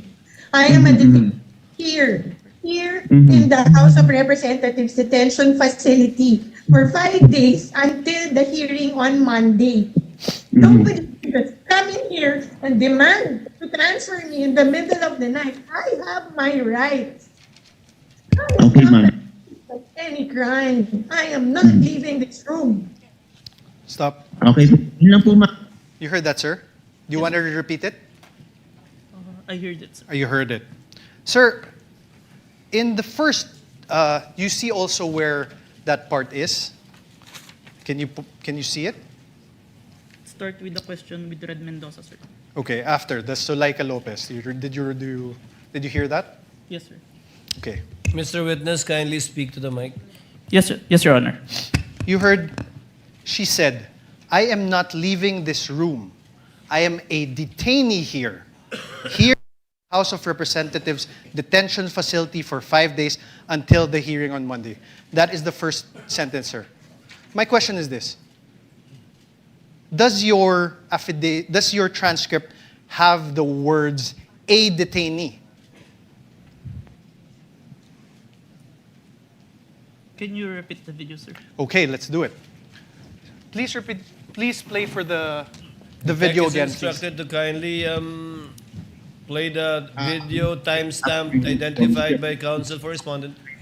Are you going to trigger na po ba, ma'am, the filing? I am not leaving this room. I am a detainee here in the House of Representatives detention facility for 5 days. That part that the detainee is inaudible, the only I heard. That's You why. heard the, correct? Yes. Are the words or the sounds the there? Here. Huh? Here. Yes. Here. Okay. Please play. How about the last part of the paragraph? She said, I have my rights. I am not accused of any crime. I am not leaving this room. Does your paragraph in your transcript have the word accused after not? Can you play the video, sir? Please play the video again. Speak to the microphone. Tech is instructed to play the video. Witness is instructed to speak to the mic. Demand to transfer me in the middle of the night. I have my rights. I am Okay, not ma'am. accused of any crime. I am not leaving this room. More. Play, please. Okay po, ma'am. Yun lang po, ma'am. Thank you po, ma'am. Wait. Back. Any other question? 0446, please. I'm sorry, ma'am, kasi I understand, ma'am. Ma'am, this is my last question, and I'm very much sorry. I'm so triggered na po ba, ma'am, sa filing. I am not leaving this room. I am here in the House of Representatives detention facility for 5 days until the hearing on Monday. Nobody can just come in here and demand to transfer me in the middle of the night. I have my rights. I am Okay, not ma'am. accused of any crime. I am not leaving this room. Stop. Okay po ba, ma'am? Is the word accused in your transcript? What I heard is root, sir, The root, of any crime. the root of any crime. Yes, sir. Let's play 001238. Can you please go to 001238? Correctional? Sinabi nila sa iyo. Yung contempt. Diba? Sinabi nila sa iyo, isip namin yung contempt. Ipapos mo yung apat. Sabi nila sa akin, if you notice it earlier in the hearing, diba? Sinuspend po ng Chairman Chua yung... Wait, yung stop, please. Your Honor, please. Now, I'm now registering my objection as to the relevance, Your Honor, please. If I may explain, Your Honor, of this line of questioning, Your Honor, please, if I may. Counsel may explain his objection. Your Honor, please. This witness already identified the video containing the contents of that press conference on November 23, 2024.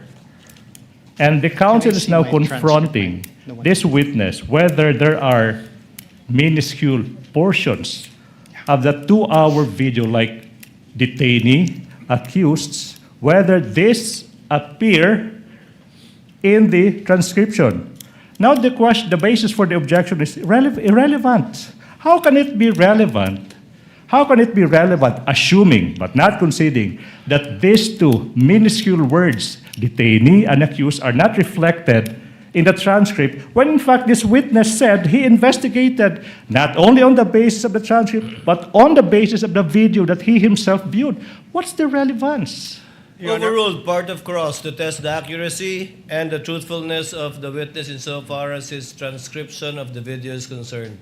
Thank you. Counsel may proceed. Thank you.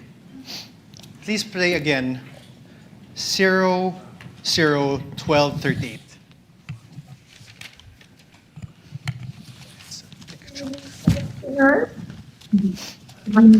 Sinabi nila sa iyo. Sinabi nila yung contempt. Diba? Sinabi nila sa iyo, isip namin yung contempt. Ipapos mo yung apat. sabi nila sa akin, if you notice it earlier in the hearing, di ba? Sinuspend po ng Chairman Chua yung session. Tapos, nung sinight po ako ni Congressman Castro in contempt, then after that, nag-rule sila. Tapos, then sinuspend niya. Tapos, lumapit po sila, nag-huddle sila, and then they called my lawyer, and then told him na kausapin ko. So, lumapit ako, and I really apologize. I said, you know, that letter to the Commission on Audit was really a position of the agency. It is our stand. Like all, di ba? Like, meron kang points na gusto mo i-raise. We respectfully parang raised our points to the Commission on Audit. Alam ko, hindi naman po yung mali kasi that was our right as an agency. Because there was an ongoing audit investigation. Pero hindi naman namin kinukuha.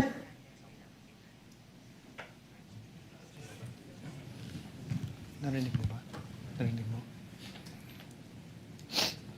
Did you hear the Vice President speaking?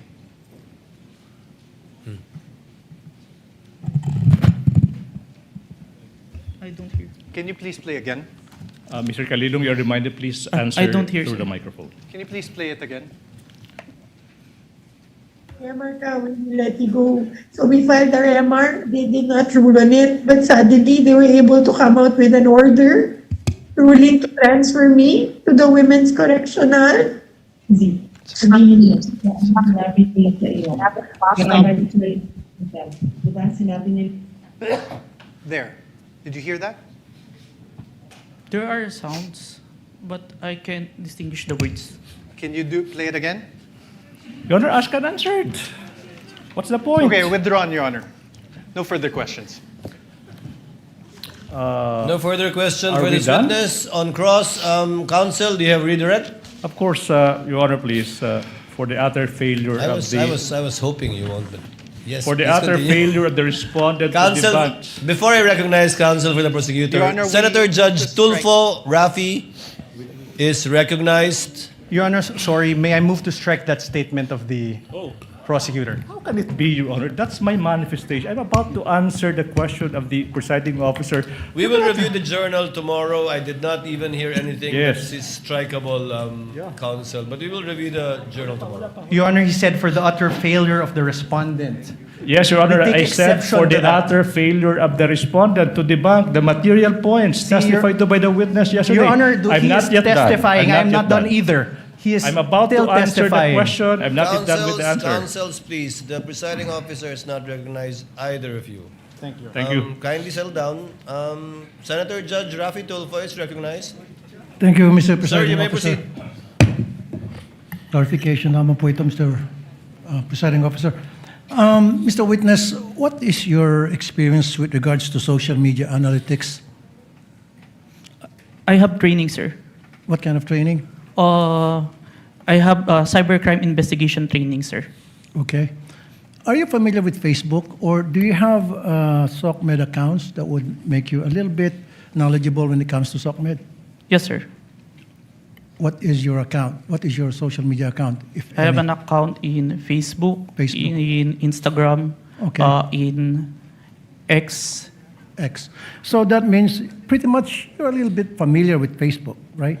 Yes, Your Honor. Okay.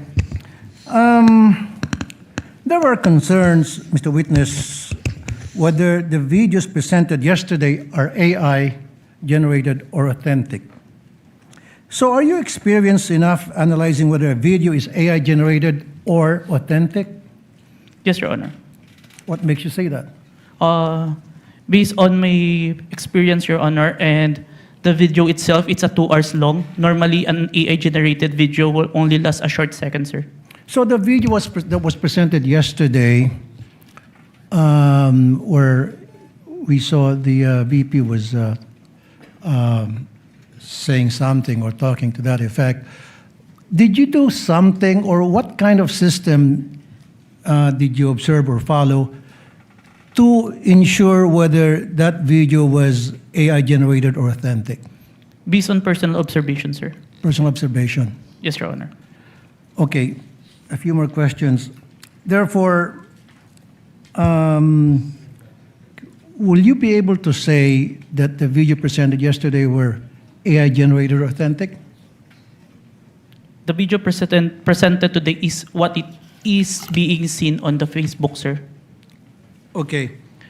So, based on your affidavit, you mentioned that the NBI subpoenaed some members of the media who are participants of the online press con on November 23, 2024, right? Yes, Your Honor. And subsequently, you said that you questioned and investigated these persons regarding the conduct of that press con.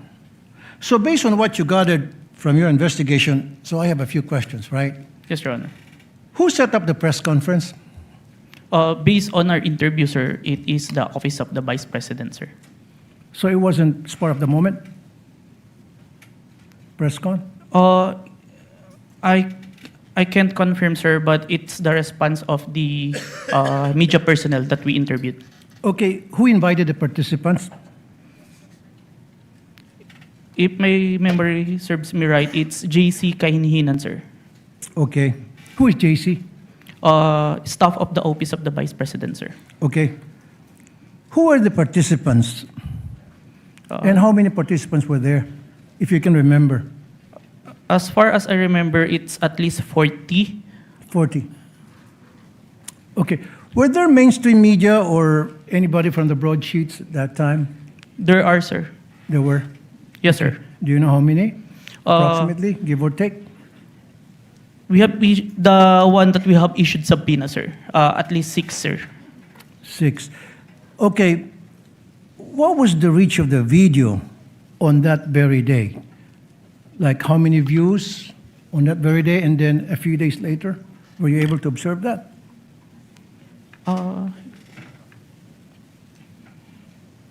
I can't remember, sir. You can't remember. Okay, how did it spread? O paano kumalat sa SOCMED yung videos that was presented yesterday, as far as you know, when you did an investigation? It became trending, sir. It became trending. And my last question is, kasi in-establish dito is inciting to sedition on top of yung sa sinasabing grave threat. Ano yung mga comments na napansin mo doon sa video? Can you give us an example? One of the comments, because on the video November 23, there were mentioned about people power when asked a question by Princess Maui. And the Vice President agreed, and ang laban ay wala sa EDSA, nasa Malacanang, and there are responses from the comments, but it's not documented that is agreeing, sir. No further question, Mr. Presiding Officer. Thank you, Senator Judge Tulfo. Senator Judge Aquino, thereafter Senator Judge Pangilinan. Senator Judge Aquino has 2 minutes. You may proceed, sir. Maraming salamat, Mr. Presiding Officer.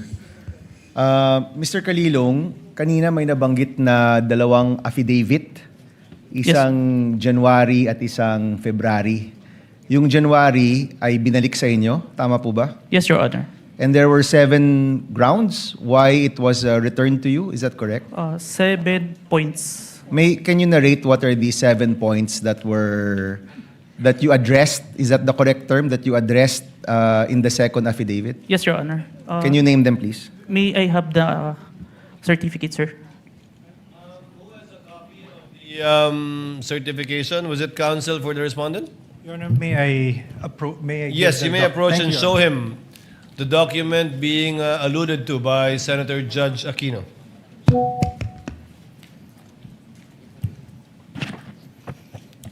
Note 1. There is no affidavit of the person who recorded the video entitled BP November 23 Press Con at Batasan through open broadcast Super Studio and in turn stored in the DVD.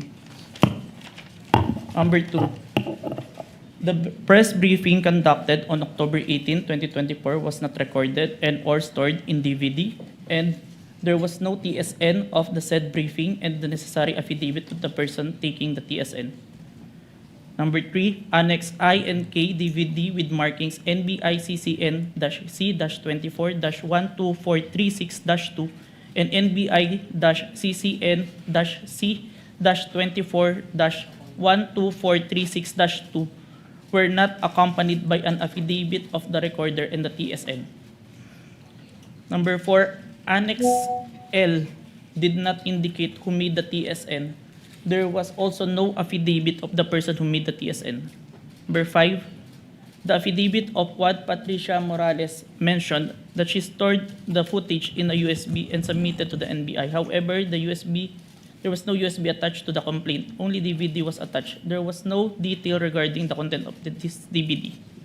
Number 6, only the minutes of meeting with several personalities and representatives from various media outfits were submitted. Although the minutes were signed, there was no individual affidavit executed regarding to the contents of the said minutes. Number 7, one of the elements of crime of grave threat is that the offender threatens another with the infliction upon the latter's person, honor, and property, or upon that of the latter's family, or if the wrong amounting into a crime. In the instant complaint, only the NBI executed an affidavit and there was no participation on the part of the offended party, as it appears in the NBI is not the offended party of the crime of grave threat.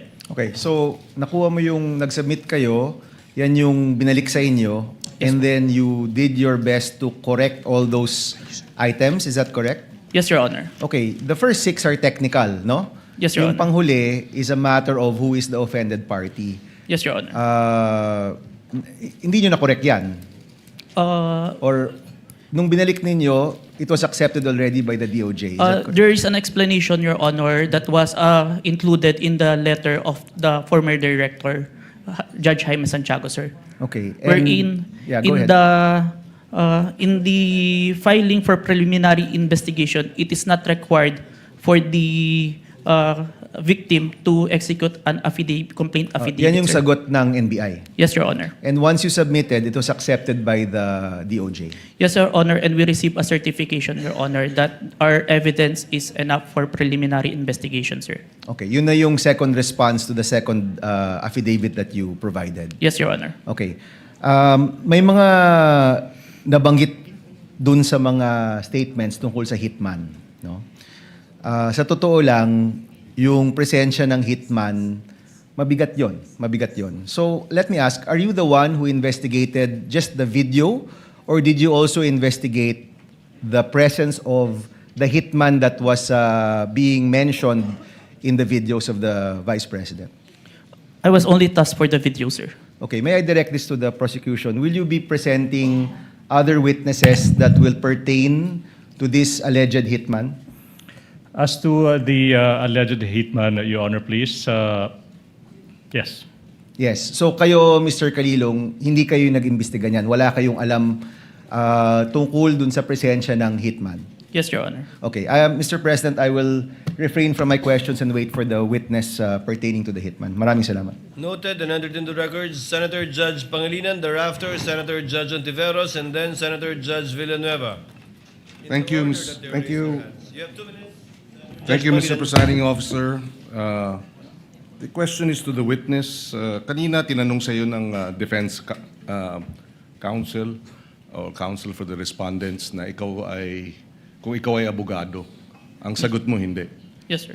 Ikaw ba degree holder? Yes, Your Honor. Ano ang degree? Bachelor of Science in Accountancy, Bachelor of Science in Accounting Technology, and I'm a certified public accountant, sir. So you're a certified public accountant. Yes, Your Honor. Kahapon, tinanong ko sa iyo yung training. No? Kasi nabanggit mo, nagkaroon ka ng mga training. Ang nabanggit mo kahapon, 2 weeks ng training. Yes, Pero on what matter? Only on photo and video authentication, sir. Okay. Meron pa bang ibang training na ikaw ay you went through bilang expert or competent witness sa usapin ng digital technology, cybersecurity, online training?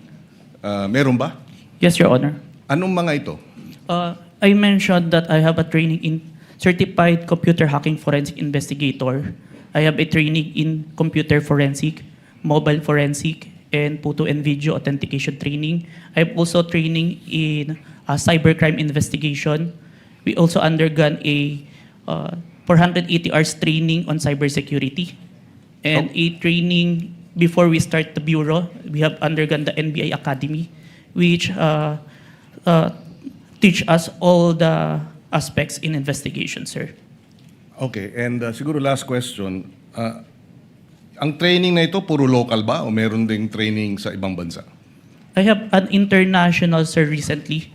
Ano yan? It's a training in Strasbourg. Okay.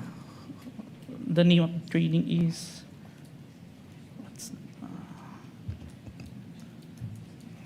Saang lugar na lang, Mr. Witness? Strasbourg, Germany? France? Strasbourg, France, sir. Oh. It's a 5 days training, sir. And meron pang ibang international seminars na inattendan mo? International, sir, but it is conducted locally, the Interpol, sir. Interpol? Yes, Your Honor. Okay. I have no further questions. Thank you, Senator Judge Salamat. Pangilinan. Senator Judge Ontiveros is recognized. You may proceed, ma'am, and you have 2 minutes. Salamat po, Mr. Presiding Officer. Para sa Counsel for the Defense, Mr. Presiding Officer, just for clarity, ano pong relevance nung video na ipinakita ni Attorney Zuleika Lopez? Sinasabi po ba ng depensa na yung mga alleged threats o alleged incitements ni VP Duterte ay prompted nung detention ni Attorney Lopez? Yes, Your Honor. There was a systematic oppression made by the House of Representatives dating back from even before their mini trial, Your Honor. the committee headed by Representative Joel Chua began investigating the Vice President and her people, even when Attorney Zuleika Lopez was being interviewed by the House Committee of Quadcom Committee, Your Honor. Even if she was answering the questions faithfully and to the best of her ability, she was cited in contempt, detained. Her lawyer was not allowed. Her lawyer was not allowed to be with her when they were trying to detain her in the women's correctional facility, Your Honor. So, Mr. Presiding Officer, Counsel for the Defense, position po ba ng depensa na pwedeng palampasin ng alleged grave threats kung may masasabing lehitimong dahilan para magbanta? Your Honor, that is not the point. No. Mr. Presiding Officer, I am making a point through my question and I am asking the good counsel for the defense dahil sinabi nila there was a systematic oppression that yes, yan po ang nag-prompt nung alleged grave threats and alleged incitements ng Vice President na prompt po ng detention ni Attorney Lopez na kanyang inilarawan sa ipinakitang video kanina. Kaya itinatanong ko kung yan ba ang posisyon ng depensa na pwedeng okay lang or pwedeng tanggapin ang grave threats kung may masasabing lehitimong dahilan para magbanta. Yes, Your Honor. Before counsel Yes, for Mr. Presiding responded answers, although he already answered in the affirmative. No, Your Honor. I was just referring to before. We'd like to remind the senator judges to be cautious in making counsels for either party make conclusions of law and fact instead of presenting evidence through a witness they will present or through direct, cross, redirect, or recross. Because if he answers Senator Judge Ontiveros, that would effectively place on record a conclusion of fact and law, not drawn from a witness, which they can very well do so during their closing remarks. And when I allow him to speak by way of repartee to the peroration yesterday and discussion yesterday by counsel for the prosecution. But other than that, as agreed with some of the senator judges, we would try to limit the answers of the counsels for the parties. With your indulgence, Senator Judge Ontiveros, please. I submit, Mr. Presiding Thank you, Officer, may I just in closing make of record that I also appreciated and also submitted to the ruling of the presiding officer yesterday because I appreciated that it partook of the history of impeachment proceedings in this court. Pinag-aralan ko rin po ng maigi ang mga nakaraang mga impeachment trials at di hamak na pati noon naging liberal ang pagpapahintulot nila sa mga katanungan ng mga senator judges para lang mas maliwanagan ang iba't ibang punto. So I again thank the good presiding officer and again reiterate my submission to his ruling and thank the good counsel for the defense for his response. We thank Senator Ontiveros for her indulgence and understanding. Senator Villanueva. And thereafter, Senate President Gatchalian. You may proceed, sir. You have 2 minutes. Thank you, Mr. President, Mr. Presiding Officer. May I just point out something to the witness? Mr. President, Your Honors, the witness mentioned yesterday that reported statements of the Vice President were referred to the Presidential Security Command and evaluated in coordination with the National Security Council. Just to assist the court in evaluating the relevance and weight of the government security response in determining whether the respondent's conduct constitutes an impeachable offense. May we know from the witness could the witness explain yung threats po ba, how threats against the president are ordinarily assessed by the government. Kasi dito yung lumalabas yung pag-weigh natin whether or not meron bang bigat yung threat o ito'y ordinaryong threat na nangyayari sa pang-araw-araw nating buhay. Specifically, Mr. Witness, what factors are taken into account in evaluating a reported threat and in determining appropriate measures? I can't answer on the part of the NSC or TNO because I'm not part of the institution. In your in your capacity as an In my agent? capacity, Yes. one of the consideration if it's a active threat, if it's the one giving the threat is capable of doing so.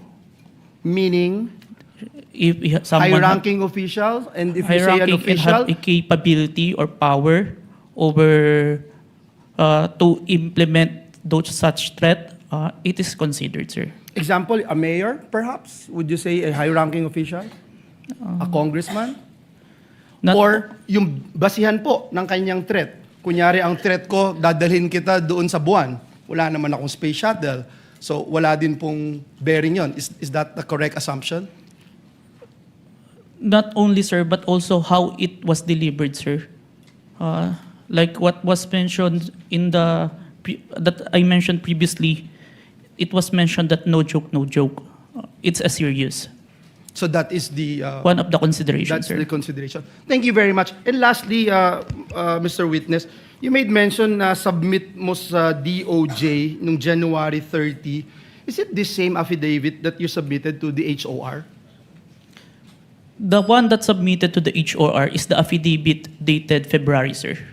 So that's the latest. Yes, sir. The one that complied with the requirements of the DOJ, sir. Thank you very much for that clarification. Thank you, Mr. President. Thank you, Senator Villanueva. Before I recognize Senate President Gatchalian and thereafter Senator Erwin Tulfo, may I remind Attorney Narvasa that your 5 minutes, you will be given your 5 minutes after the questions of the senator judges and before we recognize the counsel for the prosecutor for his redirect. Senate President Gatchalian is recognized. Thank you, You may Honor. proceed, sir. You have 2 minutes. Thank you, Mr. May I be Presiding clarified? Officer. I believe that we would do it after recross. So it's- I heard cross. Sorry, After Your we Honor. cross. Yes, Your Honor. Thank you, Your Honor. Better for us. Yes, Your Honor. Thank you, Mr. Presiding Officer. I just have a few questions, clarificatory questions. Narinig ko ho kanina, Ginong Testigo, na nasabi niyo may 40 media personalities doon sa press con. Tama po ba? Yes, Your Honor. Pero ang inyong inimbitahan, 6 lang. Yes, Your Honor. Bakit 6 lang? The 40, we see the number of participants, but the number of person who asked the Vice President during that time, it's limited. And we consider who we sure that is present during that time, Your Honor. Meron bang kayong criteria kung paano pipiliin itong mga media personalities or kung sino lang ang nagtanong? Kasi kahit hindi ka naman magtatanong, nandoon ka naman, naririnig mo yung mga diskusyon, meron ba kayong mga criteria kung paano pumipili ng media personalities? Yung sure po namin na present during that time, kasi kapag hindi po kasi kayo nagtanong, hindi po magpa-pop up yung mukha nyo tsaka yung pangalan nyo. Okay. At itong mga 6 na sinupinan ninyo, ano yung kanyang common statement na ibinigay? Kinonfirm po nila na present sila during the November 23, 2024 press conference and yung utterance po ni Vice President narinig po nila. Okay. I believe ilan dito sa mga personalities ay ipapatawag rin. So tatalon ako sa ibang topic. Nakita ko kanina itong tungkol sa max score interventures at nakita ko kanina pinakita yung Articles of Incorporation, mukha siyang supplier ng equipment. Ngayon, nasabi rin na doon ka nag-training for 2 weeks. Sino nagbayad ng training? Sir, the training is included in the procurement of digital forensic tools. In the procurement document, ni-require po si MaxCore na mag-provide po ng training included in the equipment, sir. Yung paggamit ng equipment? Tsaka yung yung process po ng digital forensic as a whole. Yung kanya lang sila ba ay 'di ba, sa mga IT, let's say Oracle, alam natin kilala yan pagdating sa IT. Si Max Corba ay kilala pagdating sa digital forensic training. Kasi pag nakita ko kanina, talagang supplier sila, but are they a well-known or internationally renowned training organization? It's not the mark score itself, but it's the trainer that they provide, sir, that is capable in training us, sir.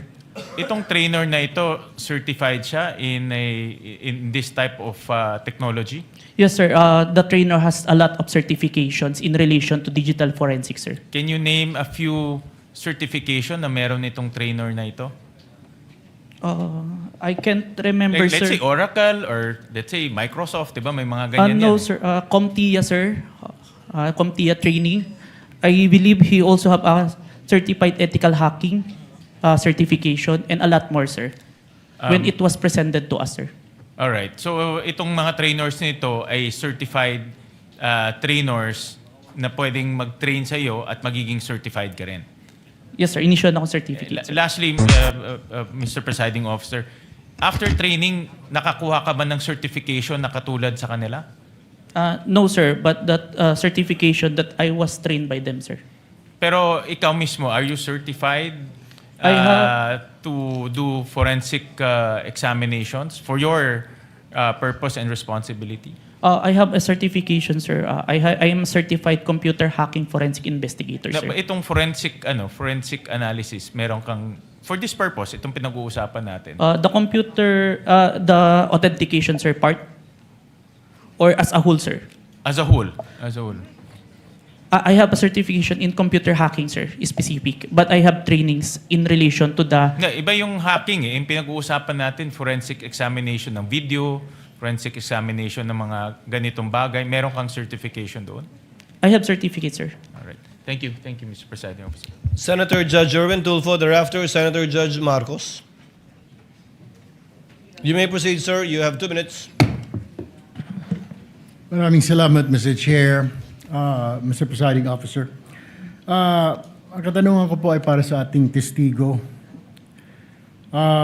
Batid ko po na sa ilalim ng Republic Act 10867, sa ilalim po ng Section 4, ang kapangyarihan po ng inyong ahensya na mag-imbestiga kapag ng mga krimen, partikular na tulad ng mga banta sa buhay ng Pangulo, ikalawang Pangulo, Senate President, Speaker of the House at Chief Justice. Tama po yun.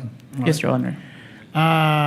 Kahit na lalo pat pag ito ay may kaugnayan sa national security. Tama po? Yes, Your Honor. Pero ang tanong ko po, ang pagsasampa po ba ng kaso, nasa mandato rin po ba ng NBI na magsampa ng kaso doon sa mga tao na nagbanta sa buhay ng Pangulo, ikalawang Pangulo, Senate President, Speaker of the House, Chief Justice? Is it automatic or kailangan mag-request sila sa inyo? Matic ba yung pagsasampa ng kaso doon sa nagbanta? In this case, is it automatic or wala lang, kasama sa mandato niyo to file charges dahil binantaan mo Pangulo o si Vice Presidente kung sino mang yang 4 na matataas na opisyal natin or 5 matataas na opisyal natin? Ang basis namin doon, Your Honor, is yung primary objective namin to investigate cases to the threat to the President, Vice President, Senate President, Supreme Court.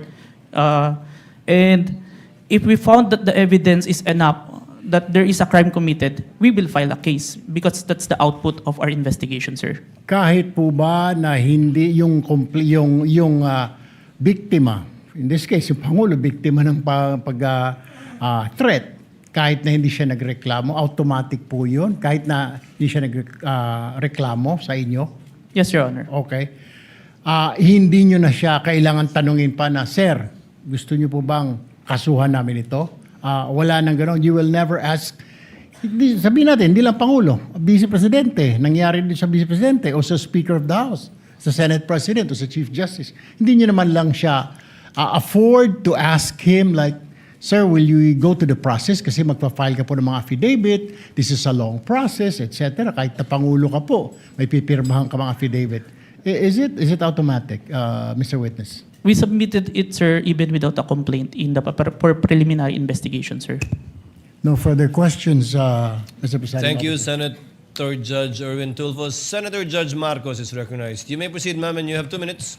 Yes, maraming salamat. Mahal na namumuna. Hihingi lang po ako ng dokumento para mas madali nating sundan ang mga pangyayari. Nalilito lahat pagkat wala po kaming papel. At ang nabigay sa amin, eto, Annex FFFGGG. Nalilito po kami kung alin dito yung mga papel. Kung maaari kaming bigyan, unang-una, yung unang tinutukoy, the first affidavit of investigation dated January 30, alleging grave threats inciting to sedition ng NBI.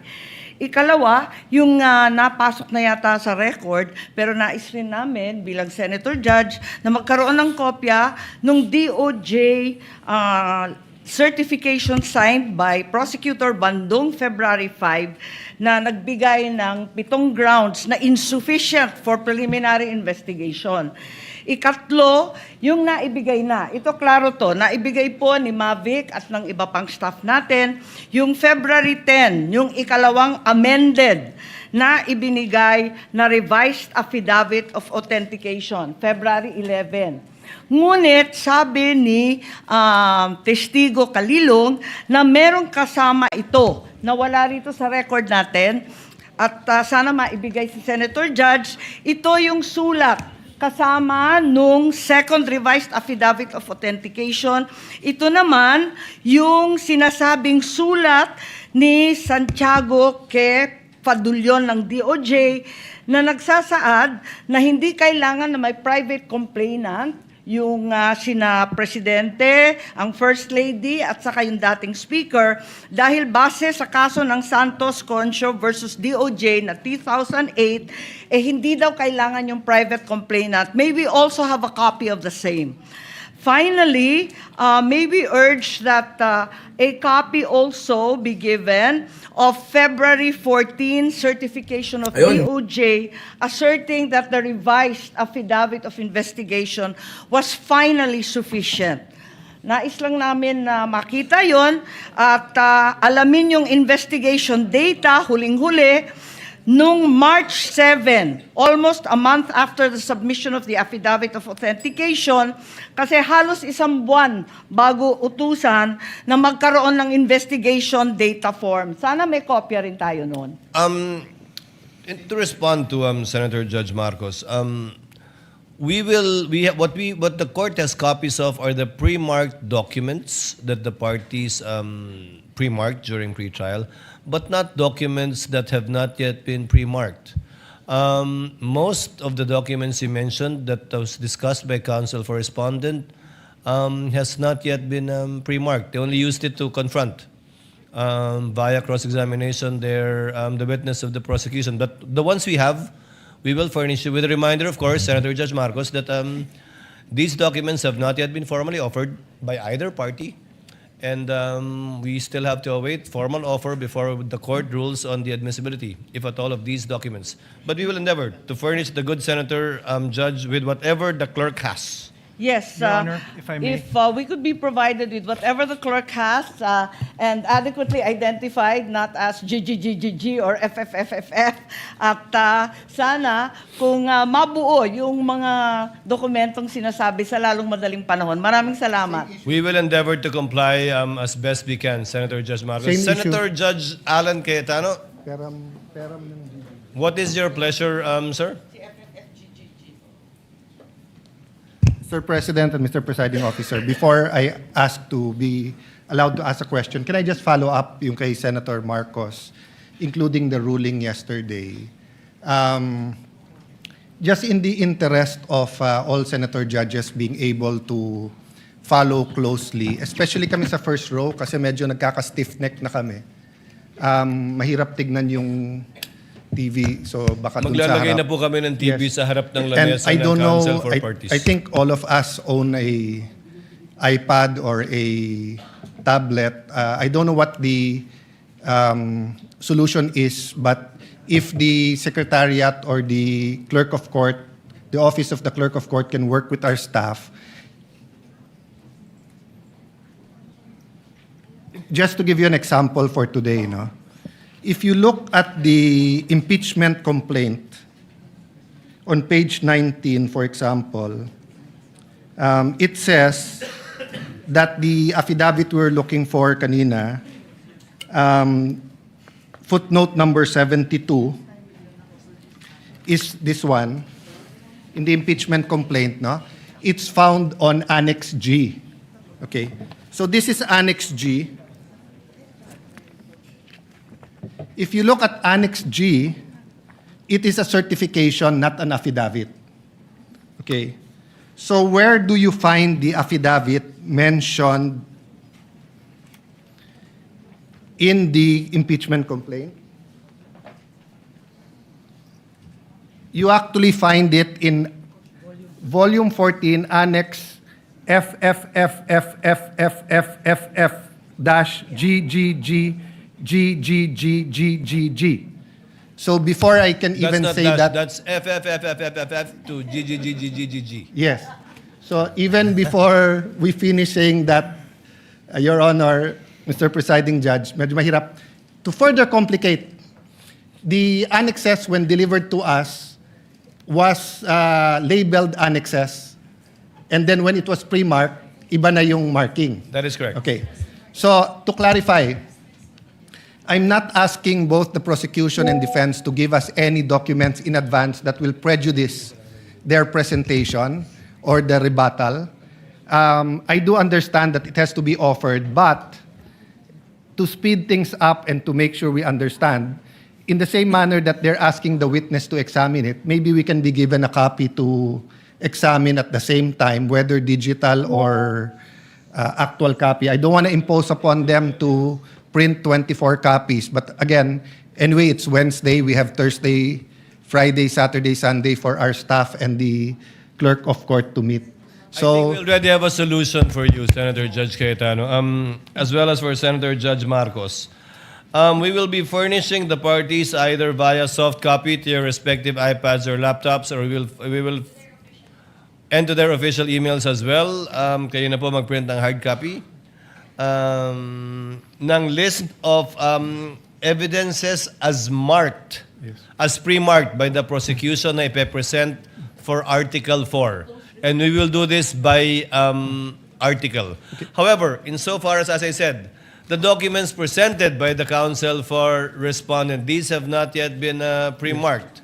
But I don't think there's anything wrong with asking for a copy from the counsel for respondent. On that point, for our guidance, whether or not the same will be offered without prejudice to respond to counsel for respondent, deciding on whether or not they will offer it at the appropriate time. On that point, Mr. Presiding Officer, even if it's pre-marked, if it will prejudice their presentation, I don't mind it be given in real time.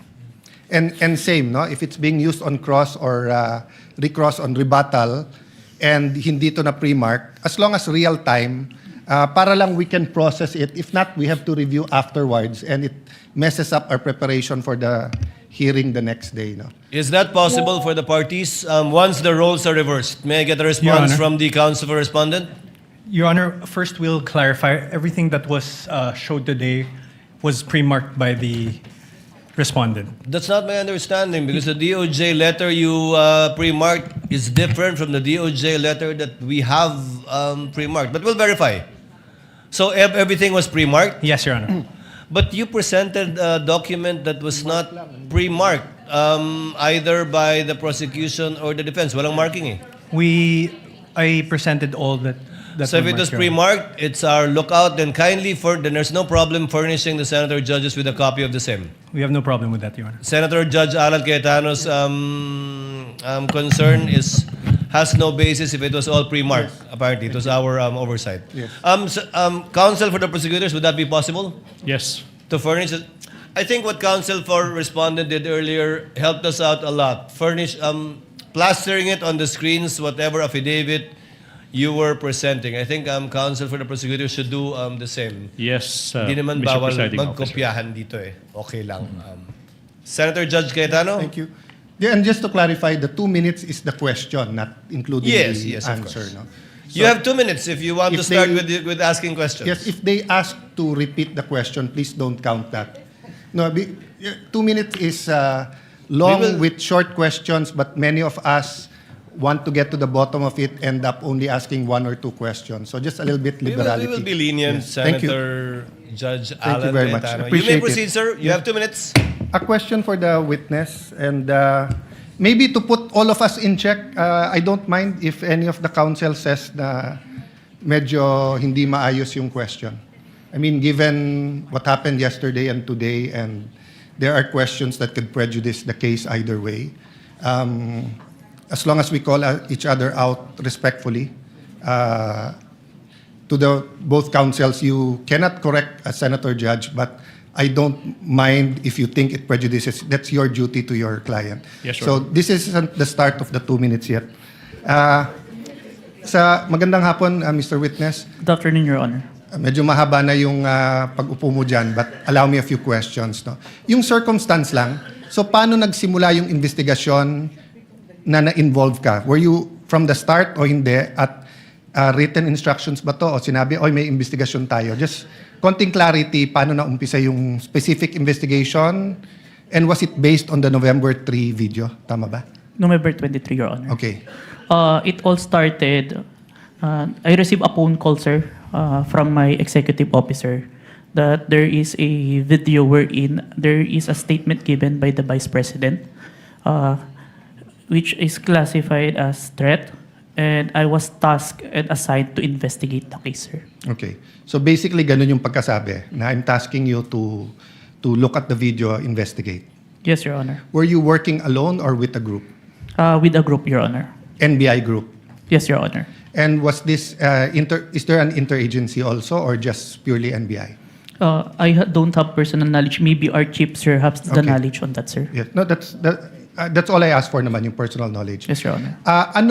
So, pakiulit mo yung sinabing, how exactly sinabi sa'yo na, tignan mo yung video, imbestigahan mo, or may statement? So, to be specific, sir, as far as I remember, may statement si Vice President regarding the November 23 press conference na kung saan may pagbabanta na naganap, pakiimbestigahan. pakiimbestigahan. So, ganun ka-general. Yes May po. pagbabantang naganap, pakiimbestigahan. Yes po. And you proceeded by watching the video. Yes, Your Honor.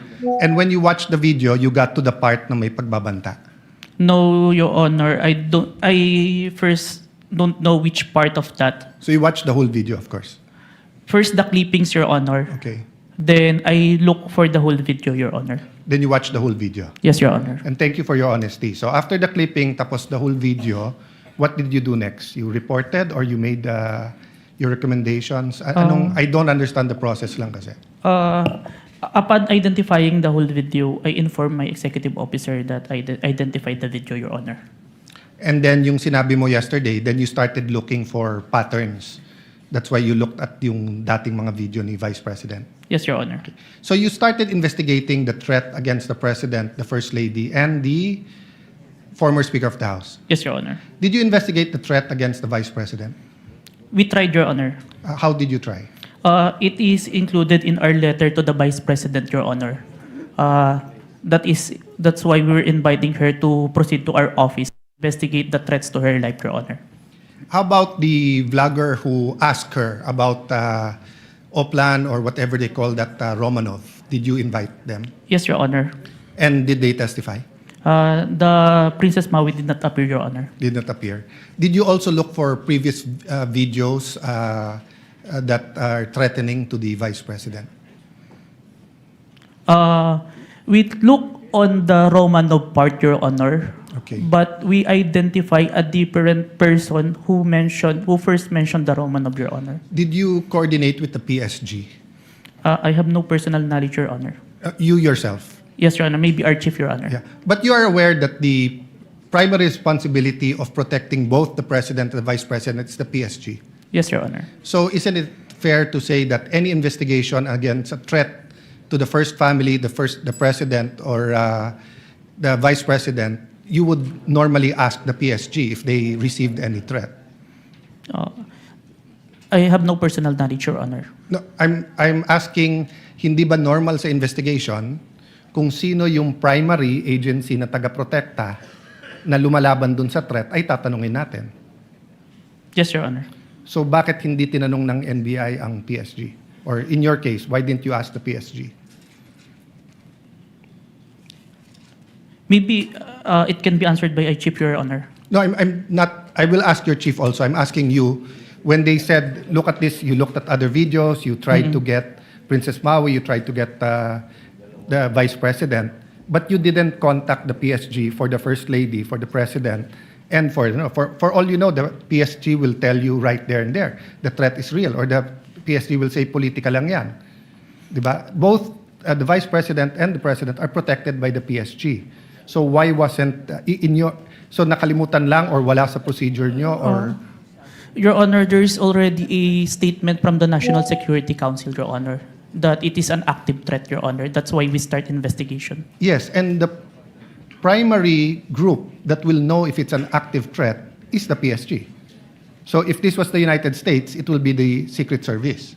So whether the FBI or the CIA, state troopers, the federal marshals, kung sino man mag-iimbestiga, parati nilang tatanungin yung Secret Service. So I'm just curious why we did not ask the PSG input. Kindly wind up, Senator Cayetano. Senator Okay. Judge Cayetano. So my last question is, how did you characterize the threat of the Vice President to the President? Given that ang exact words niya, huwag kang mag-alala, ma'am, sa security ko kasi may kinausap na akong tao, sinabi ko sa kanya, kapag pinatay ako. So that I'll be fair to you and not vague, no? Did that phrase, kapag pinatay ako, have any bearing in your investigation? Yes, Your Honor. And what was that bearing or thoughts in your mind? First of all po, dun sa statement, may nakausap na po. It already took place before pa yung mangyari yung meeting. And nung condition... I'm not talking about yung may kinausap na para pumatay. Ang sinasabi ko, yung sinabi niya na pag pinatay ako. Yes, Your Honor. How did that affect your investigation? There is a condition na kapag pinatay siya. Yeah. But as we can see, it's only applicable if there is only two parties. The statement make a loophole wherein a third party can use that na kapag namatay si BP, ma-execute ngayon yung statement ni BP na may nakausap na siya without the participation of the one mentioned, the President, the First Lady, and the Speaker of the House, Your Honor. That's fair. But what I'm saying is that in your reports, did you characterize it as a conditional threat? Kasi kung hindi naman siya pinatay, the logical implication is that there's no threat against the... So I'm not saying it's not illegal, immoral to contract a killer. I'm just trying to follow the logic na pag sinabi kong pakukulong kita, Mr. Witness, pag nagsinungaling ka under oath, then it's actually not a threat. It's a legal, I'm just telling you the law, di ba? Pero pag sinabi kong pag hindi ka sumunod sa akin, anuin kita. So that's my last question lang. So how did you characterize that? It wasn't a conditional in your mind because may kinausap na? Even with or without, sir, it's still considered a threat as long as the person... I have no doubt there. I'm just asking, is it a conditional threat?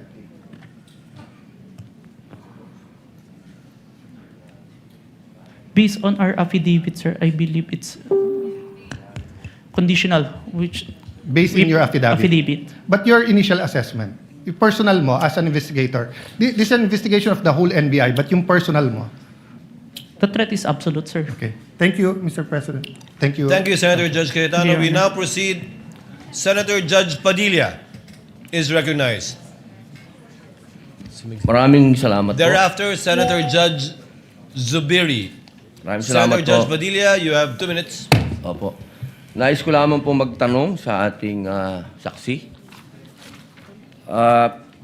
Ginoong saksi, kanina po kasi habang nagkakaroon ng pagdinig, ako po'y laging iistorbo dahil tuwing may itatanong, mag-u-object, medyo magulo po eh. Pwede po bang sagutin po ninyo ako dahil Noong pong February 5, ang sabi po dito ay insufficient po yung na hindi dapat makarating na sa preliminary investigation. Tama po ba? February 5 po yon? May certification, sir. Yes po. Opo. Tapos, nung February 14, naging sufficient na for conduct of preliminary investigation. Nasagot po ba yung 7 na sinabi dito na para, ang sinasabi po kasi dito nung February 5, merong 7 na kulang. I believe so, sir. That's why we have received a certification, sir. Ayun. Kasi po, parang narinig ko kanina, hindi po naibigay yung original copy nung sinagawang interview kay Vice President Sara Duterte. Yung original po, na kopya, kung sino po yung nag-record. Wala po kayong affidavit? Meron po ba kayong affidavit na nakuha nyo? Yes, sir. Ako po yung ang inire-request po ng DOJ dyan is affidavit po nung nag-screen record, which is my affidavit, Your Honor. Meron po siyang affidavit? Ako, sir. Ako po yung nag-execute, sir. Hindi po yung mismong tao? Yes po. Ang hinihingi po kasi ni DOJ is kung sino yung nag-screen record through OBS, sir. Hindi po yung mismong tao? Yes, Your Honor. Kayo lang po yung nag-affidavit? Yes, Your Honor. Pero meron po kayong ng pagkakataon ba na nakausap niyo yung tao at nagbigay siya ng affidavit? May I clarify, Your Honor, if sinong tao yung tinutukoy? Yung nag-record po? Ako po yung nag-record through OBS, sir. Hindi po. Yung mismong nag-record po kay Inday sa Vice President. Nakausap niyo po ba? Yung raw file po. Kasi napakahalaga po nun. Kasi doon po natin malalaman kung original ba o hindi. The video itself, sir, is publicly available. That's why I performed the recording, sir. Opo. Pakisagot na lang po, mahal na saksi, kung nakuha niyo po ba yung original. Yung original, hindi po yung galing sa internet. The original, no, sir. Yun lamang po. Maraming salamat po. Thank you, Senator Judge Padilla. Senator Judge Zubiri, you are recognized, sir. You have 2 minutes. Maraming salamat to our presiding officer. Magandang hapon po, Sir Witness. Good afternoon, Your Honor. Good afternoon. Gusto ko lang magtanong, clarificatory questions lang po ito. Dito ba sa ating bansa, dahil tinatanong ko po ito sa inyo, dahil kayo po investigating body, sa ating bansa, meron bang specific law pagdating sa mga banta sa Pangulo, Pangalawang Pangulo at kanyang mga successors? Or yan ba'y pasok lang sa grave threats, which is applied sa lahat? Applicable sa lahat ng tao? Based on my personal knowledge, sir, it's only on the grave threat, Your Honor. Which is applied to everyone, if I'm not mistaken. No? Kasi sa batas sa Amerika, sa Estados Unidos, meron pong tinatawag na number 18 under the United States Code, Section 871. There is a specific law na pinagbabawal po itong mga threats to the President, Vice President, and its successors. May jail time po ito at may fine na malaki. As a matter of fact, dito sa panahon ni Pangulong Trump, marami na po silang kinasuhan at hinabla at napasok sa kulungan dahil sa paglabag nitong batas na ito. At Secret Service po ang sumasagawa ng investigasyon. Sa atin ba dito, ang NBI ba ang nabigyan po ng kapangyarihan para gawin itong investigasyon under your new NBI code? Under our law, sir, the new NBA law, included po yung investigation to the threats to the life of the President, the Vice President, the Speaker, the Senate President, and the Supreme Court, sir. So, klaro na kayo, nasa kapangyarihan ninyo. Kasi hindi pwede sa Presidential Security Group. Hindi katulad sa Estados Unidos, yung Secret Service ang talagang nanguhuli at nag-imbestiga. Sa atin dito sa Pilipinas, ang NBI po ang nangunguna sa investigasyon. Tama po ba yan o mali? It is within our law, sir. Okay. And this is just food for thought because not only are we senator judges, we're also legislators. It may be time that we also craft a law that will be specific on threats made to the President, Vice President, and its successors, meaning the Senate President, the Speaker of the House, and the Supreme Court Chief Justice. Sa Amerika kasi, sa batas po nila, and I'll just wrap up, the defendant, to secure conviction, the defendant communicated a threat, the defendant understood and intended the statement as a true threat, hindi po niya sinabi joke only in the end. And pangatlo, the defendant knowingly and willfully makes the threat. So just food for thought as legislators as well. So maraming salamat po, Mr. President. Thank you, Senator Judge Zubiri. We now proceed to where we left off. I believe that was the redirect of the counsel for the prosecutor. Just out of curiosity, without any pressure, because I promised I would declare a break somewhere in between. Depending on how long your direct and recross would be, I can call the break after the recross and the statement of the counsel for respondent, so that we break on a good point before we call on the last witness for today. Yes, counsel for the prosecutors. As to the question, if the prosecution will do the direct examination. The redirect. Kung mahaba-haba Sorry, pa the yung redirect examination after the cross-examination of the defense. The prosecution decides not to conduct a redirect, Your Honor, please. Thank you, counsel for the prosecutor. Counsel for the respondent, do you want to begin to utilize your time now? Your Honor, I will turn over the mic to my co-counsel. He will also be the cross-examiner for the next witness. But Your Honor, please, may I make a manifestation, Your Honor, please, before we proceed, Your Honor, please? A manifestation as to the statement. In connection with what, counsel for the prosecutors? As to the manifestation earlier that all the documents that were confronted, that were Yes. presented to the witness, I believe that the defense said that all those exhibits were pre-marked.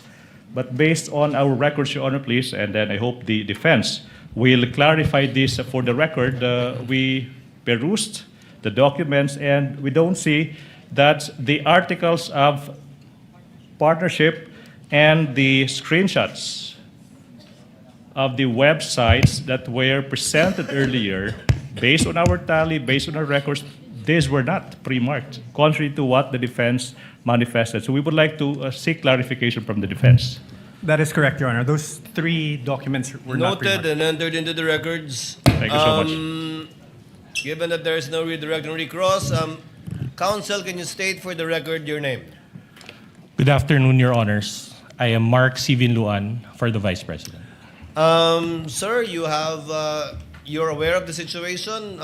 Time was given to the counsel for the prosecutors to make a discussion about whether or not Article 4, the acts alleged in Article 4 constitute an impeachable offense.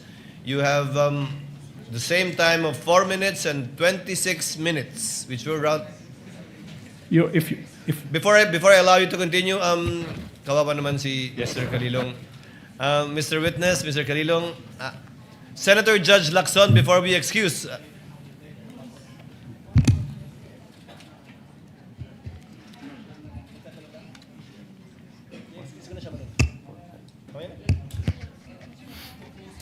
Senator Judge Soto is recognized. Sir, what is your pleasure, sir?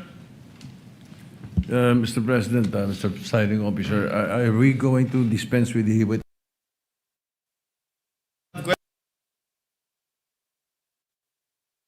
Not yet. Well, it's a simple question. The gentleman You're may proceed. familiar. Thank you very much. You're familiar with the internet, of course. Yes, Your Honor. Have you noticed that lately all the AI-generated videos have a caption saying AI-generated? Yes, Your Honor. Kaya pag walang nakalagay na AI-generated, siguradong hindi AI-generated? Not Yes, Your exactly. Honor. Today, Your Honor. Yes, lately, no? Lately, Your Honor. Lahat nakalagay. Pag AI-generated, nakalagay AI-generated, and Meta does not allow it. Right? They allowed it, but there is a AI info part. Correct. On Let's the say post. there is a manifestation. Yes, that Your it's Honor. It is AI-generated. explicitly mentioned that AI. So you're aware of that? Yes, Your Honor. Thank you. That's it. Senator Judge Lacson, you have You likewise have 2 minutes, sir. You may proceed. Thank you, Mr. Presiding Officer, Mr. Senate President. I have questions para sa ating testigo. Since you are presented here as an expert witness, alam nyo, nagkusort din ako sa digital forensics expert para lang makonvince sa sarili ko. No, my first question is, in this day and age of artificial intelligence, no, will you agree with me na it is almost impossible to distinguish an AI-generated video from the original? Almost impossible. Yes, Your Honor, it is hard, Your Honor. Yeah, very hard, di ba? Very difficult. So kasi ito, impeachment trial, ano? Kasi sa court, ginagamit talaga yung expert testimony ng digital or computer forensics expert. Now, you may or may not answer this question kung classified, ano? Gusto ko lang malaman, ano ba yung digital forensic tools na ginagamit din sa NBI? Currently, I'm not familiar. But during the time na nandun po ako sa Digital Forensic Laboratory Division, meron kaming N-Case Forensic, Celebrite, and Amped Authenticate, sir. Amped Authenticate, sir. Ang balita ko, yung Amped 5 or Amped Authenticate, di ba? Amped Authenticate, sir. Ito yung ginagamit ninyo. Ito, capable ito na magsagawa ng reverse image, a photo or video, di ba? Yes, Your Honor. Okay. Ito ba yung ginamit mo? For this part, Your Honor, the OBS only, Your Honor. Bakit hindi nyo ginamit ito? The duration is too large, Your Honor, the 2 hours. And the Amped Authenticate can only detect if there is a inconsistent FPS, Your Honor. Yeah, kaya ko tinanong yon dahil una-una maraming para mag-adhere na magamit sa korte, no? Likewise sa impeachment court. May mga requirements, di ba? Sinabi mo kasi meron kayong open source, di ba? Yes, pero Your ang Honor. pinaka-importante yung chain of custody, of course, yung provenance. Yes, Your Honor. Yung original na pinanggalingan. Yes, Your Honor. Ang sabi mo, pinanggalingan lang Facebook. The Facebook was captured, Your Honor. So, hindi yun ang original, di ba? The screen recording is the original itself as to my authentication, sir. Yeah, and you can attest sa authenticity ng video. Yes, Your Honor. In spite of not being or not having originated from the original.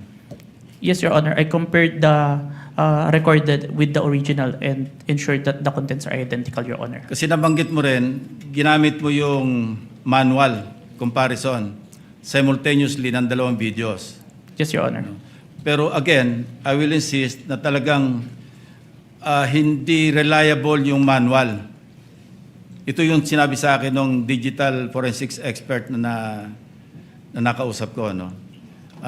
Ang mas importante, makuha mo yung original copy, yun nga, yung provenance, di ba?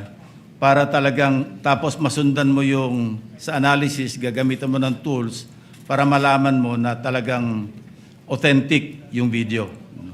Of course, I'm not here to question the authenticity. I just want to be assured. Dahil, sabi ko nga kanina, pagka sa artificial intelligence, napakahirap talaga. Almost impossible to distinguish it from the original video or yung source. Yes, Your Honor. And you are competent enough to ginagamit yung forensic tools o forensics tools at yung inyong yung competence mo through your training. You know? And experience, Your Honor. And experience. Kasi sabi mo nga, you've been with the NBI since 2021, di ba? Yes, Your Honor. And since then, you have appeared in some 20. At least 30, Your Honor. 30. Yes, Your Honor. 30 court hearings. Yes, Your Honor. So, thank you, Your Honor. Thank you, Mr. Presiding Officer. Thank you, Your Honor. Thank you, Senator Judge Lacson. Senator Judge Cayetano, what is your pleasure? Just a clarification addressed to the presiding officer. You may proceed, sir. Apologies, I don't remember if it was one of the counsels or one of the senator judges who asked the witness a while ago whether he was an expert witness, and he said he was a competent witness. That is correct. And there's a The difference presiding between an officer expert confirms that. witness. So he's not an expert witness. he's an incompetent witness. That is correct, Your Honor. So that will have bearing because whether or not an AI video can be produced without an AI has to be testified by an expert witness. If I may, Wait, yeah, go ahead. That doesn't mean, I don't think you'll disagree with my second statement. That doesn't mean that this witness is not competent to testify on that. Second point, I'd just like to clarify for the record, my understanding of watching the video is that it was on StreamYard, then a link was shared sa Facebook. Yes, Your Honor. So if that's the case, Mr. Presiding Officer, the original video is with StreamYard, not with Facebook, or are both original? It's Zoom, Your Honor. Zoom? Yes, Your Honor. I was informed StreamYard, but just for the record, so that later on when we review everything, someone testified to it. Duly noted. Yeah, thank you. Duly noted and entered into records. Mr. Vinluan, you have your 4 minutes and 26 seconds, but we cannot use the seconds in our timer, so just look at the clock, sir, please. Your Honor, please. Before we... yes, Mr. Kalilong, you are excused, sir. Thank you, Your Honor. And thank you for your time and cooperation with this impeachment court. Thank you so much, NBI Senior Agent John Mark Kalilong. Thank you so much. Hold on, Mr. Kalilong. Yes, Senator Judge Padilla, what is your pleasure, sir? Ginoong tagapamahala ng hukumang ito, nais ko lamang po sana hingin ang mga credentials ng ating saksi, kung paano po lahat ng kanyang certification, lahat, upang mapatunayan po natin lahat na... It's ready. To it earlier, but kindly respond to the question of Senator Judge Padilla, Mr. Witness. I have here, sir, my certifications during the time of my investigation, Your Honor. Can you, mahaba ba? I can read, Your Honor. Mahaba ba? Hindi. Ibigay na lang po siguro sa atin. Kindly just submit it to us, yes, please. Opo, Yes, submit sir. na lang po. Thank you, Your Honor. If that is okay with Senator Judge Padilla. Thank you, sir. Mr. Kalilong, you are excused, sir, and thank you for your time and cooperation with the impeachment court. Thank you, Your Honor. The presiding officer will just wait for the witness to leave the premises before recognizing Attorney Binon. Okay, Attorney Binon, you have 4 minutes and 26 seconds. You may proceed, sir. Thereafter, we will call for a 15-minute break.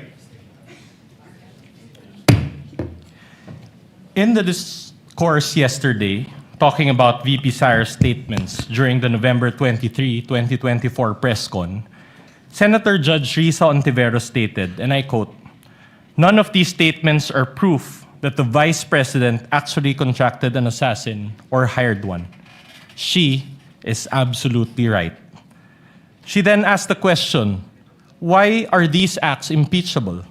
To this question, the prosecution responded, "We understand that these statements may not actually 100% prove that she, in fact, contracted an assassin, end of quote. Hence, the prosecution admitted that the video does not prove any fact other than its existence. In simple words, there is no proof of any contracting of an assassin. The prosecution's admission before this honorable court made the respondent's position clear. The prosecution has no other competent evidence to prove that VP Sara contracted an assassin. Ang testimonya ni Kalilong, gaya ng iba pang ebidensya kuno ng prosecution, ay hindi sapat para patunayan ang paratang na ito. Trying to prove this stretched narrative using a hodgepodge of materials is a waste of this honorable court's time and the Filipino people's money. Si VP Sara na mismo ang nagsabi na hindi assassin ang kinausap niya. This term only came from people who took her statements out of their proper context and tried to exaggerate them for what they really meant. The truth of the matter is this: she and her family were threatened, and while her response was unconventional, it was justified. What triggered her response was a question about Operation Romanov, which is the plot to eliminate VP Sara and her entire family. The NBI's own records prove this. In the minutes of the meeting of Dempsey Reyes' interview, he said, and I quote, "May press con kasi earlier than that," sabi niya, parang hindi lang niya gusto daw, sabi lang niya gusto daw siyang patayin daw, according to her, ni Speaker. That was during a press conference the day before, November 2022. End of quote.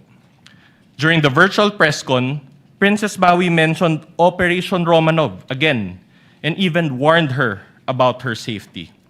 Reyes talked about it, Princess Maui reiterated it, but the NBI gaslighted it. When VP Sara uttered those words, she was not responding as Sara Duterte, the Vice President, but Sara Duterte, the wife, mother, daughter, and sister, who only sought to protect her own and her family members' lives.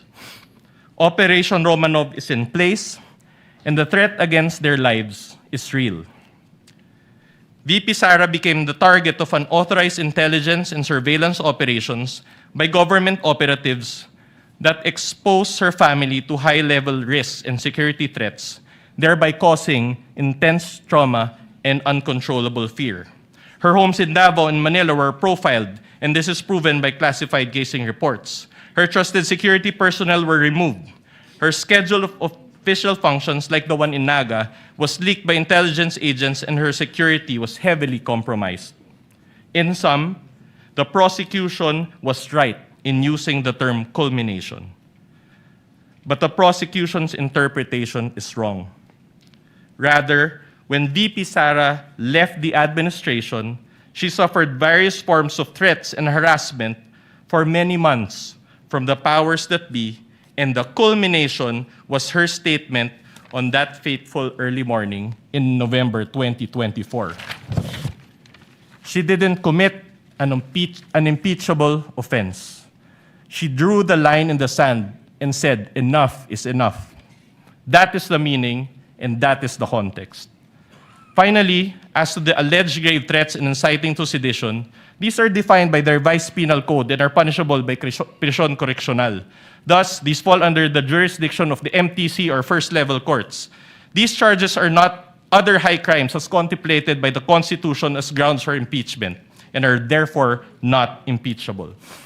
After all, VP Sara was fighting two important battles that day. One against the threat to her family's life, and another against the life of the ordinary Filipino, constantly suffocated by the immense weight of corruption, which she talked about during the press con. She never incited sedition. She merely echoed the voice of ordinary Filipinos. Her message that day only reflected what was already in their hearts and minds. There was no betrayal of public trust. She actually upheld the people's trust as she spoke for and behalf of the people. Thank you, Your Honor. Thank you, Attorney Vidluan. Chair declares the 50th. Senator Judge Bam Aquino, before we declare a recess. Yes, just a quick manifestation, Mr. You President. may proceed, sir. Tapos na po tayo sa unang witness. It's taken us maybe a total of 9 hours for the first witness. Ito ho, isang pakiusap sa parehong grupo. Alam ko po may kanya-kanya tayong estilo, may kanya-kanya tayong strategy. But if possible, can we allow the testimonies to be heard? Can we have proceedings that will go straight to the point? Kasi po nanonood ang taong bayan, pati po kaming mga senator judge. Gusto rin ho naming makita itong mga proceedings, yung mga ebidensya na mas madali ring maintindihan. So ito naman po, di ho namin pwede itong idikta sa inyo. But if possible, the succeeding witnesses, and we have a long list, this goes for both parties by the way, let's have proceedings where we can go straight to the point, malaman natin yung puntos ng bawat grupo para makapagdesisyon rin po tayo ng maayos. Ito po this is a plea, no? This is not an order to both parties, but if we can, this is the People's Tribunal, we're watching, everybody's watching, sana po, payagan natin na lumabas yung mga katotohanan, lumabas yung mga ebidensya upang maging mas madali at mas kaya-aya po yung ating proceedings. Yun lang po, Mr. President. Thank you so much. Noted and entered into the records. Chair would like to give Senator Bam, bibigyan ko ng konting pag-asa sa Senator Bam. Usually, ang mga paglilitis tulad nito, parang diesel yan. Sa simula, siyempre dahil una pa lamang, nagkakasanayan, nagkakaestimahan, pero bibilis at bibilis ito sa pagdaloy din ng ilang araw lang ng trial natin. And you will be able to see that the next couple of days. Chair declares a 15-minute recess. We Your Honor, all come please. back. Your Honor, Yes, please. counsel for the prosecutor. Before the declaration of recess, I suppose that the reason is for the presentation of the next witness for Yes. the prosecution. We manifest, Your Honor, that John Mark Calilong will be our witness for this afternoon. We'll be presenting the next witness during the next hearing on Monday, Your Honor, please. You won't present Attorney Lotok anymore? Yes, today? Your Honor, on Monday, Your Honor, please. We will utilize the 11 days allotted to Article 4 for the prosecution, Your Honor, please. So, no Attorney Lotok today? Today, we'll do that on Monday, Your Honor, please. So, Your Honor. Chair would like to,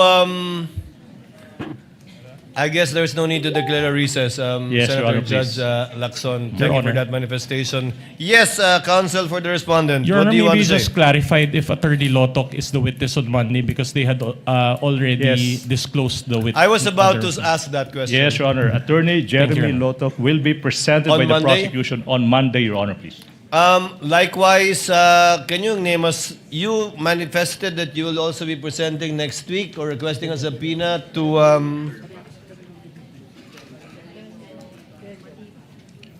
yes, to Attorney Lopez and Attorney Director Matibag. That would be Captain Belinda Bello, Your Honor, please, and NBI Director Matibag. And then Lotok first. Lotok, Your Honor, please, and then Matibag. And then we'll disclose on Bello, Your Honor, please. Captain the Sergeant at Arms. Belinda Bello of the House of Representatives, Your Honor, please. So, those two witnesses. Yes, Your Honor. We have 3 days, counsel. No. Wait. Name me one more. Okay, that would be NBI Director Matibag, Your Honor, please. Given the manifestation of the counsel for the prosecutor, Chair hereby orders the issuance of subpoena once again to Attorney Lotok for the trial dates on July 13, 14, and 15, as well as for Attorney Melvin Matibag. No need for a subpoena for Ms. Bella? Your Honor. Before I recognize counsel for respondent, no need for a subpoena? There's no need for subpoena, Your Honor, please. You did not request for a subpoena, counsel. Yes, Your Honor. So no need. No need, Your Honor. You will produce, can you state the name again for the record, counsel? Can you state for the name of the witness again for the record? Your Honor, the first witness will be Captain Belinda Bello. That would be Attorney Jeremy C. Lotok. Number 2 is Captain Belinda Bello. And number 3, NBI Director Matibag. And number 4. Thank you. That's for no.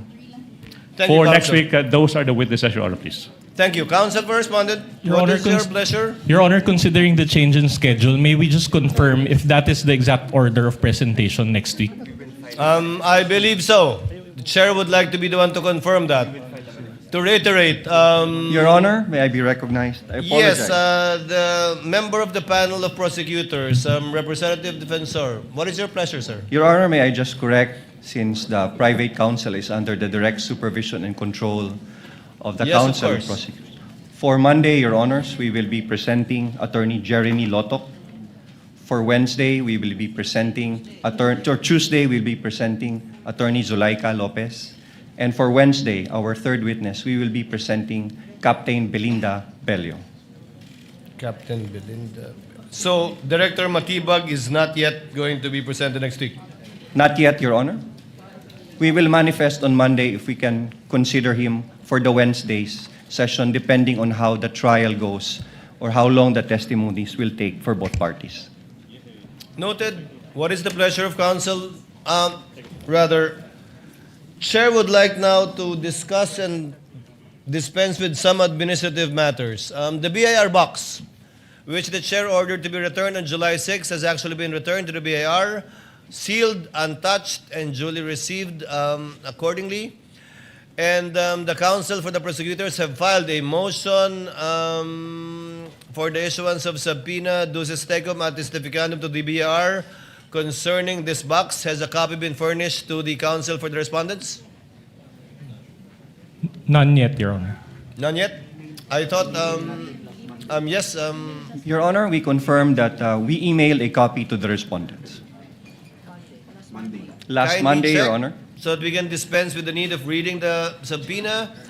Having said that, given that this has been put in issue rather in the pre-trial brief of both parties, there is a counsel for respondent, we will accord the same treatment to this with respect to the subpoena, request for subpoena for the bank accounts of the spouses, Vice President Sara Duterte and Attorney Mans Carpio. Therefore, the presiding officer orders both parties to submit a memoranda on the subject matter of the subpoena of the BIR records on Monday, and we will also schedule the oral arguments for deciding on this issue together with the bank records on Wednesday. Each party will be given 10 minutes without prejudice to a rebuttal and/or a rebuttal by the other side for another 3 minutes before the court shall decide. We will comply, Your Honor. We will comply, Your Honor. Thank you. So ordered. In regard to the request for the issuance of a motion for subpoena, asan yung...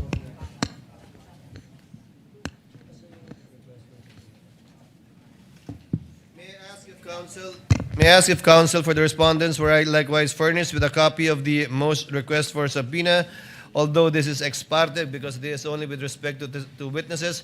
So there is no need to issue a subpoena to Attorney Melvin Matibag for next week. Honorable Defensor? No need? No need, Your Honor. So just Attorney Zulaika Lopez? Yes, Your Honor.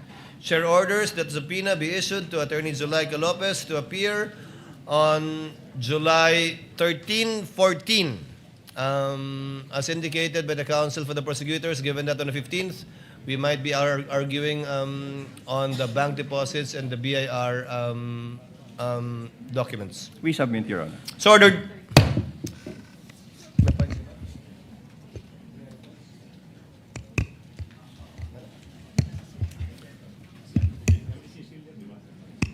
There being no other matters for consideration by the court, and given that the counsel for the prosecutors have manifested that they will no longer present Attorney Latok today, but rather on Monday, the